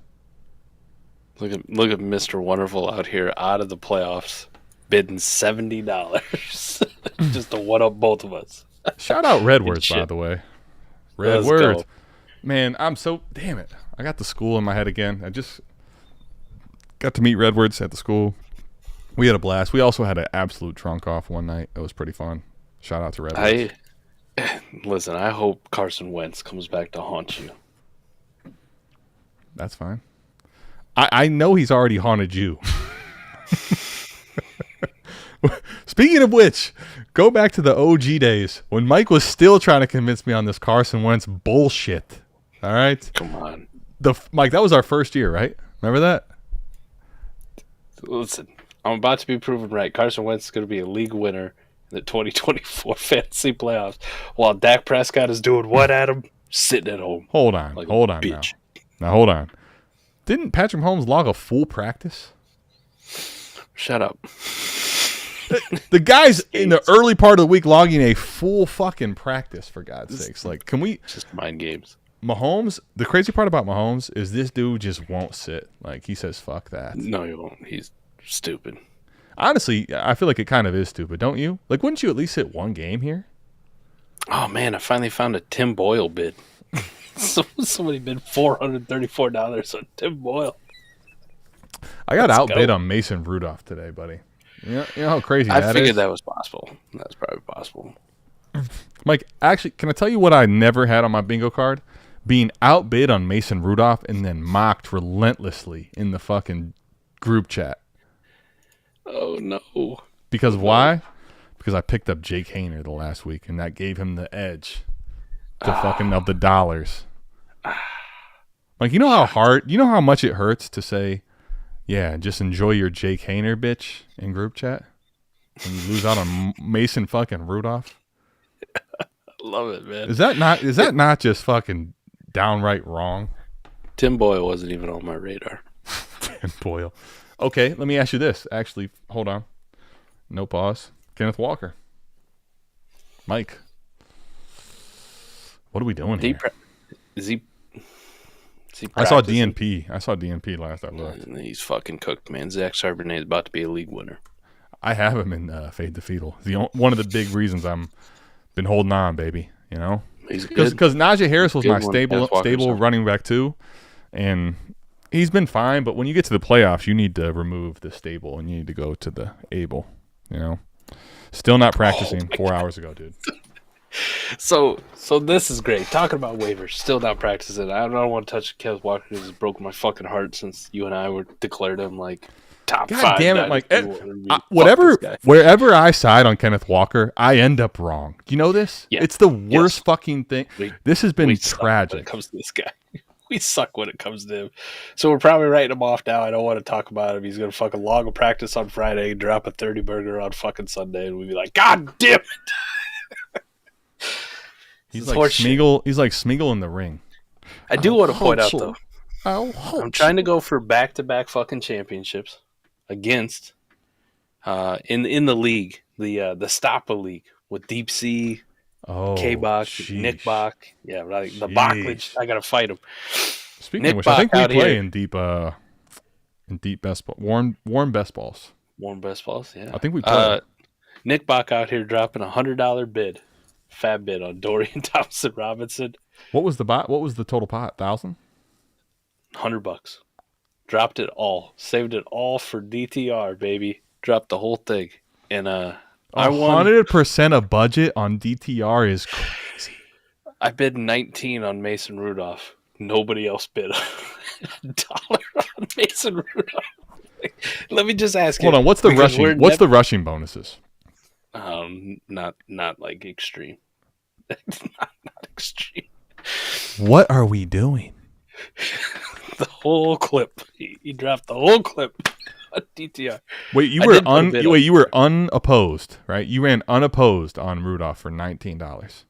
Nobody else bid $1. Well, the two other players. Everyone else bid $0. This is kind of the strategic, which I love about the Final Four too, because I don't know how many times. I don't know if you do this too, Adam.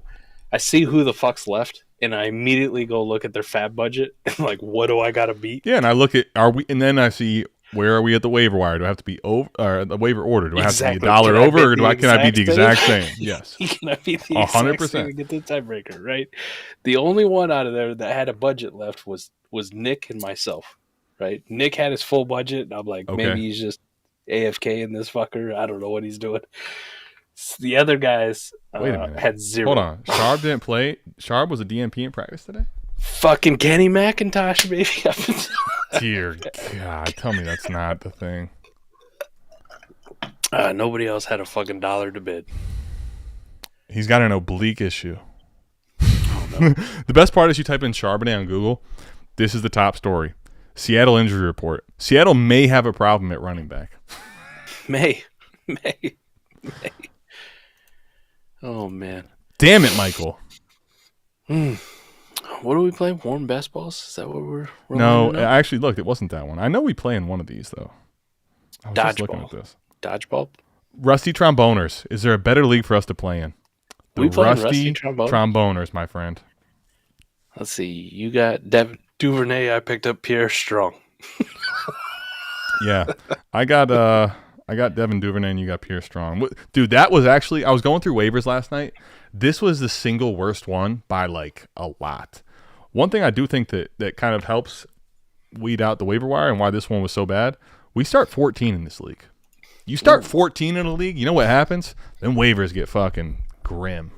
They get grim. Which is why I've been in contention for most of the season. With literally, I had no second quarterback for the longest time because Bryce Young was benched. Do you know what's about to be awesome? Is right before our matchup when I send away my 25 first, B Country's 26 first. Shout out B Country, who's an absolute shambles in this league. I believe the single worst team. He's the third worst team, and my 26th first. Shout out to when I send 3 of these first in the next 48 to 72 hours. Shout out when I send my 25 first, 26 first, and what else? I what don't else know. you got? By the way, don't make me send in the 27 first from Roster Baiter. I will do it. Let's circle back here. Let's circle back here. I'm throwing the flag. Throwing the flag. Go Adam. Go ahead. I got Jahmyr Gibbs, bitch. Ooh. Check. Well, I mean, there's a reason you're ahead of schedule right now. But can I tell you? Shout out to when I'm playing Mike and I have Jalen Hurts, Jaden Daniels, quarterback options. Oh, buddy, I know that hurts.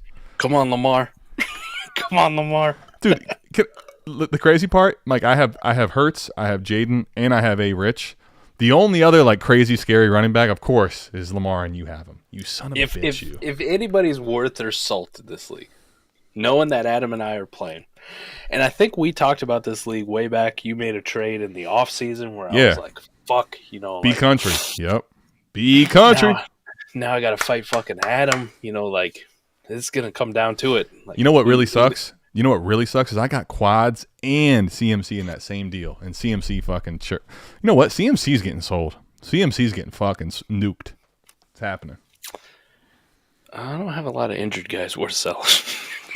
Let me just make sure. I think that's my only Treylon Burks. Dude. Oh, Mike.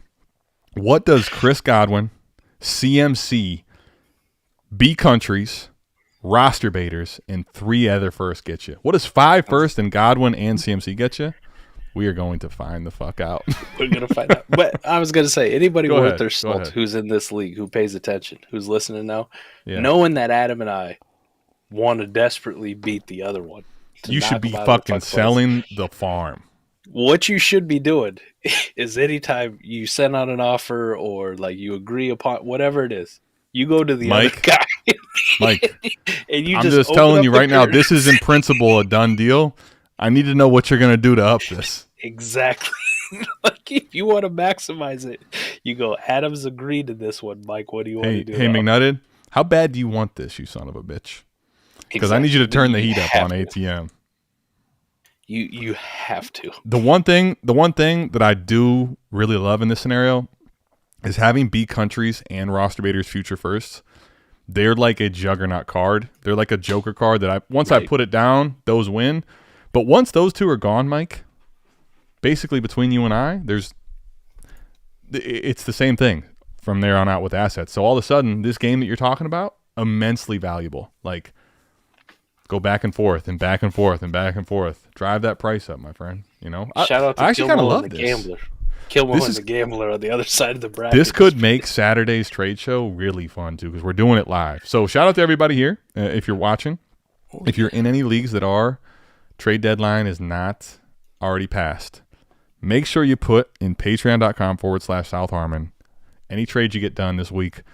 We're waiting all the way until Saturday the next couple weeks because let's call it what it is, Mike. At this point, you might as well wait until the very last minute to see what kind of trades get done, because I know for a fact I'm probably making trades on Saturday, you know?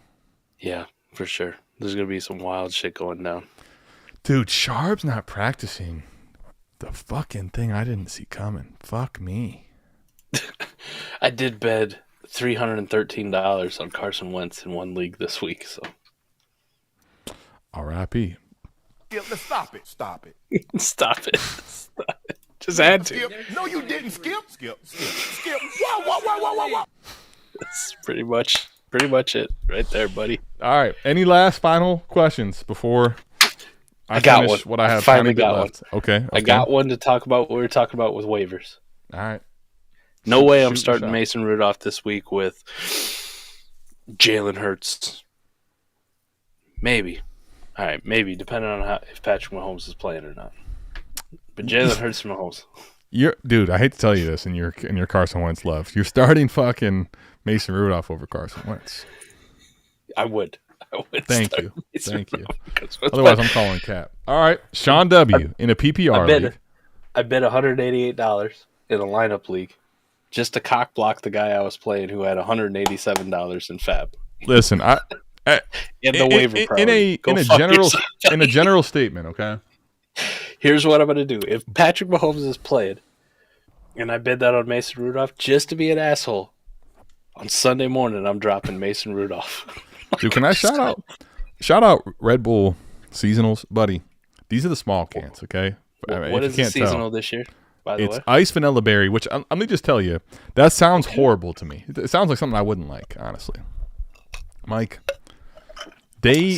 what they do with the seasonals, I'm convinced it's like when the guy called, what's the place in Philly? Y'all putting crack in your cheesesteak sandwiches? Like they put crack in these things. I'm convinced, Mike.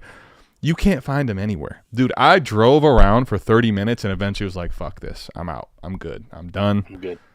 Done." Went home, Mike. I found on Uber Eats. Shout out Uber Eats. This place was 40 minutes away. Someone drove from a gas station 40 minutes away to my house with these, and they're the fucking little ones. Got as many as I could, 7. But listen, that tastes good. What I was gonna tell you though, all right, in this one here. PPR league, start Connor, Addison, Marv, or Reed. 1 out of the 4. Full PPR. I'll say this. If I'm in a game where I really, really need points, like my opponent's nasty, like I'm probably a little bit of an underdog, I'm playing Addison. For the upside. If it's a square 50-50 matchup, I'm playing Connor. Yep. I'm with you. Marv or Reed aren't in the conversation there. Yeah, forget those two. That's fucking wild. Wow. What, Mike? Wow, imagine week 6 saying that. Imagine week 6, week 5. Dude, Jaden Reed was on Jaden Reed week 1. Remember that? Dude's fucking destroying the world. Yep. Sean, Connor, if you feel good and you just want to be solid, Jordan Addison if you need the home run. Oh my gosh, Mike, hold up! You ain't going nowhere. What up, bitch? I got you. I got you for 5 minutes. Did we get 5 this minutes one of right playtime? We did. Stroud and Stafford worked out. Fuck yeah, is the only dude who was on Stroud, who said to start Stroud. Gino got hurt, so can I tell you the crazy part is Stroud was awful and still was the correct play because Gino got hurt, so it's not technically your fault, but still worked out. Stroud and Stafford worked out. You know what's really bad is Stafford, the one person we agreed on, abysmal.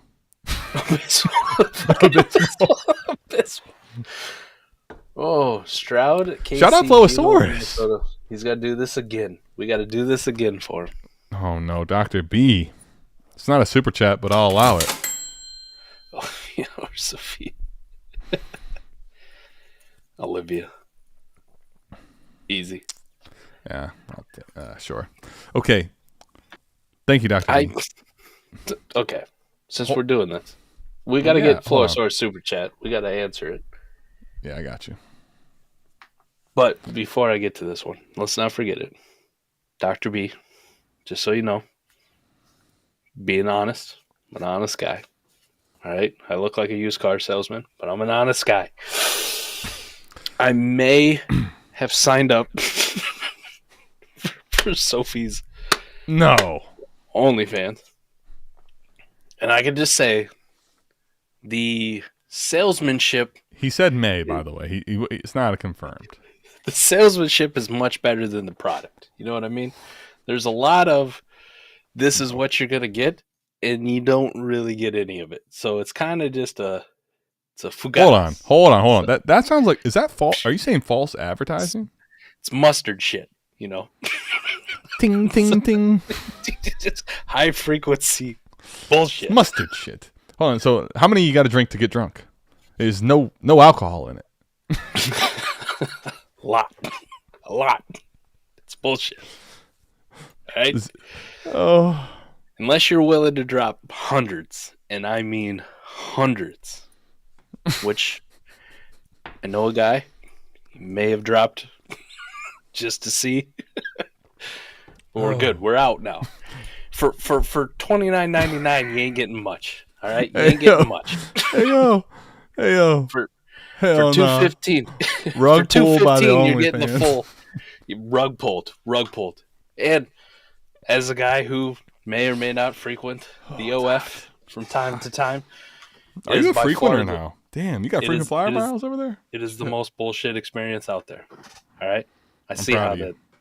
I see how she I'm made. proud of you for 43 and a admitting half. it, buddy. You know, listen, so everyone has their own flavor for Christmas. They're allowed to have their own stocking stuffers, if you will. You know, Like, Ron White once said, if you've seen one set of titties, you want to see them all.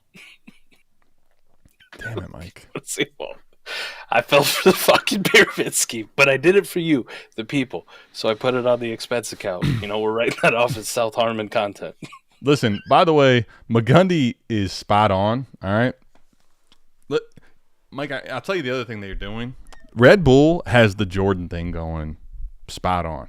Like, I'm pretty sure, to McGundy's point here, I'm pretty sure I like the elderflower Karoo, but what speaking of a flavor I thought I'd never even want to drink or touch.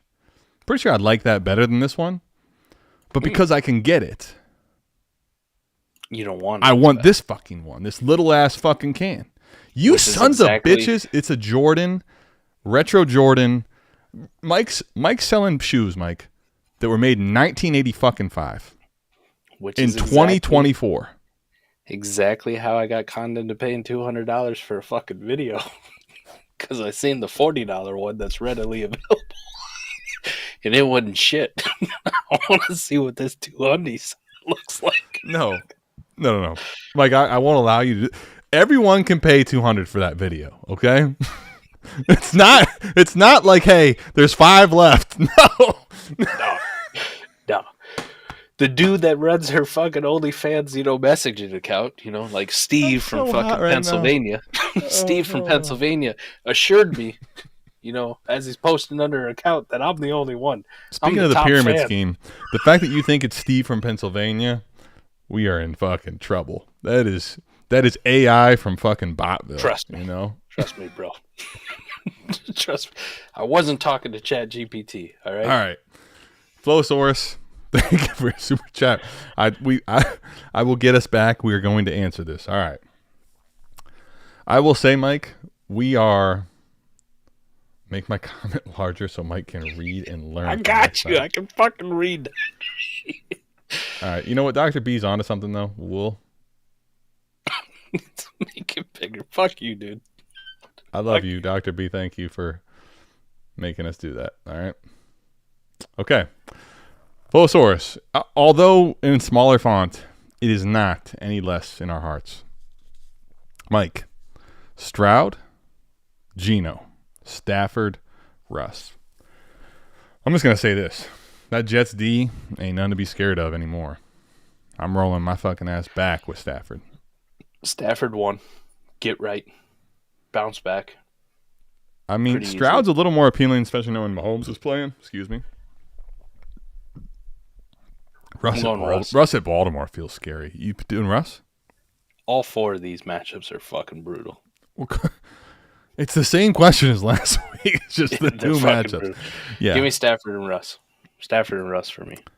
Damn, Mike's all of a sudden Mike's coming to my side, and here I am thinking, I want Stroud. God fucking damn you. Nope. I'm falling for the pyramid scheme. Give me the CJ Stroud. Give me CJ. What I would do, Flowsource, is listen to Mike like he did last time and leave me out of it. All right. Oh wow, put all the pressure on me. All No, right? you got it right. He listened to you. I said, what did I say last week? Stafford and Russ. Look what he did. Stroud and Stafford. This is math 101. Math. Don't fix what's not broken, Michael. All right.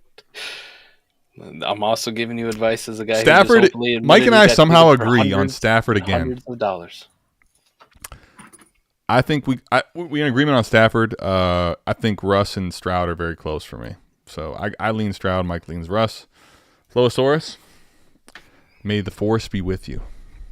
On the OF man too. When you actually do see it all on Sophie, Yeah. no offense, No offense. it's like a 6, bro. Oh goodness. It's Steve. 6. Steve. Hi, Steve. What's you up, lied to Steve? me. What's up, Steve? You fucking lied to me. Fucking lied to me, man. Hey, Flosaurus is the fucking man. Oh my god. Fantasy God. Much quieter today. Bucky fucking Irving. Dude. He's back. Bucky, I'll say this. Bucky's no Chase Brown, but Bucky No Chase fucking Brown. Irving. Bucky fucking Irving. We learned some things today. Malik Neighbors. Over and in a separate tier than Marvin Harrison Jr. Chase Brown to the fucking moon. Goddamn. Sharps. Jameer Gibbs is going to win your fantasy league. Sharps is just Single-handed. destroying the fact that Mike, do we even Kenny McIntosh, really? Like, what happens if they don't both play? I don't know. Do you know what that reminds me of? What was the dude's name? Thomas Rawls. Remember Thomas Rawls? And guess what happened? The worst part? Thomas Rawls was on a fucking tear. And guess what he did in the first quarter of the first week of the playoffs? Gone. Buddy, he cost me. I'll never forget that. I will never forget when he had 6 points in like 5 minutes and then snapped that ankle. Speaking of Chris Godwin, done. Rat bastard. It's like, you know what's crazy? That's 10 years ago. Good night. Kenny 2014. Mack last week had 3 carries. A lot more opportunity to the OnlyFans point, right? I mean, hey, listen, next man up, if you will, right? Next man up. Next Mack. OnlyFans up. Next one. Live and learn. Keep moving. Are you sure you didn't get the alt account? Speaking of next man up, are you sure? Nope. Like that was her? I'm a VIP. They told you that you were VIP. Oh, no. VIP. Dr. B, I'm sorry, buddy. We have to. I'll We got to pull make it up. larger. They told him he's this- VIP. This salesmanship is fucking next level. I mean, if this getting naked and not really actually showing anything isn't in the cards, you know, the 43.5. How about this? What a great segue. The last Hey. message from Steve. The last message from Steve. Can you be honest with me and tell me why you haven't been enjoying my Christmas gifts this year? I was honest with you and actually showed everything you could have ever wanted. That's cap. That's that big cap. You know, like you see? That big motherfucker. That's big cap. Hey, shout out to Deep Sea. What Talk up, about Deep counting. Sea? You want to talk about counting chickens? By the way, Deep Sea, I do hope I face you because I'll show you what Deep Sea looks like. All right. Look at how many years is this man going to come back But hold and on, talk trash Mike. to me and get gaped? But Mike, look at this. You talk about counting chickens. Mike, he's already looking forward to playing me. This man. I have to win. Super He chat. has to win. I will admit, though, one thing that Deep Sea does, and that I will always appreciate, consistency, damn it. Consistency. If at first you don't succeed, Hey, lift yourself the up and try again. you know the surprise quarterback I got for this matchup versus Deep Sea? McNutted gaped Deep Sea a year ago. The thumbnail. Michael Penix. Michael is now Penix. up Michael Penix is inserted. Insert Deep the Sea. Penix. Shout out to Deep Sea. There's rumors out there that McNuggets gaping was so strong, Deep Sea had to take about half the season away from talking to anybody. Just, I'm out. I need a lot of space. Deep Sea, I do wish and hope that I face you. To be honest with you, Mike, it's a win-win for me. It's a win-win. I get McNutted, I get Deep Sea. All I have to do is make sure I don't get fucking gaped Who this do you week. play? Speaking of, Mohawk. Mohawk. The New I gotta make sure Zealand I gotta make sure I keep the Mohawk out of this. You know. cat. No Mohawk. What happened to Alan Seslowski? Oh, that's right. Round 1 exit. Poor guy. Damn it, Alan. Thought we were buddies. Nope. Man, I'll tell you. Sometimes it doesn't have to be difficult. 23-1, drafted, minimal moves, just do it. sometimes, you know. Speaking of which, thoughts on Hall this week? Mike is throwing his hot dog down the hallway is what I'm thinking of on his OnlyFans, okay? That's the way I'm thinking of Hall this week. Do we have Hall versus Addison in PPR? Addison. Hot dog. Hot Down the dog. hallway. Down the I'll take Hall. I think Addison's gig is up. Sorry, Fizz, but listen, we went through a whole jingle on Christmas. We did. I went through damn near a whole bottle. All right, let's get the fuck out of here before I spend more We love money. you. We'll see you same time, same place next week. And Deep Sea, I'm so sorry when I have to play McNutted. We love you. We're out of this thing. Peace, Deep Sea. Peace. Show your L.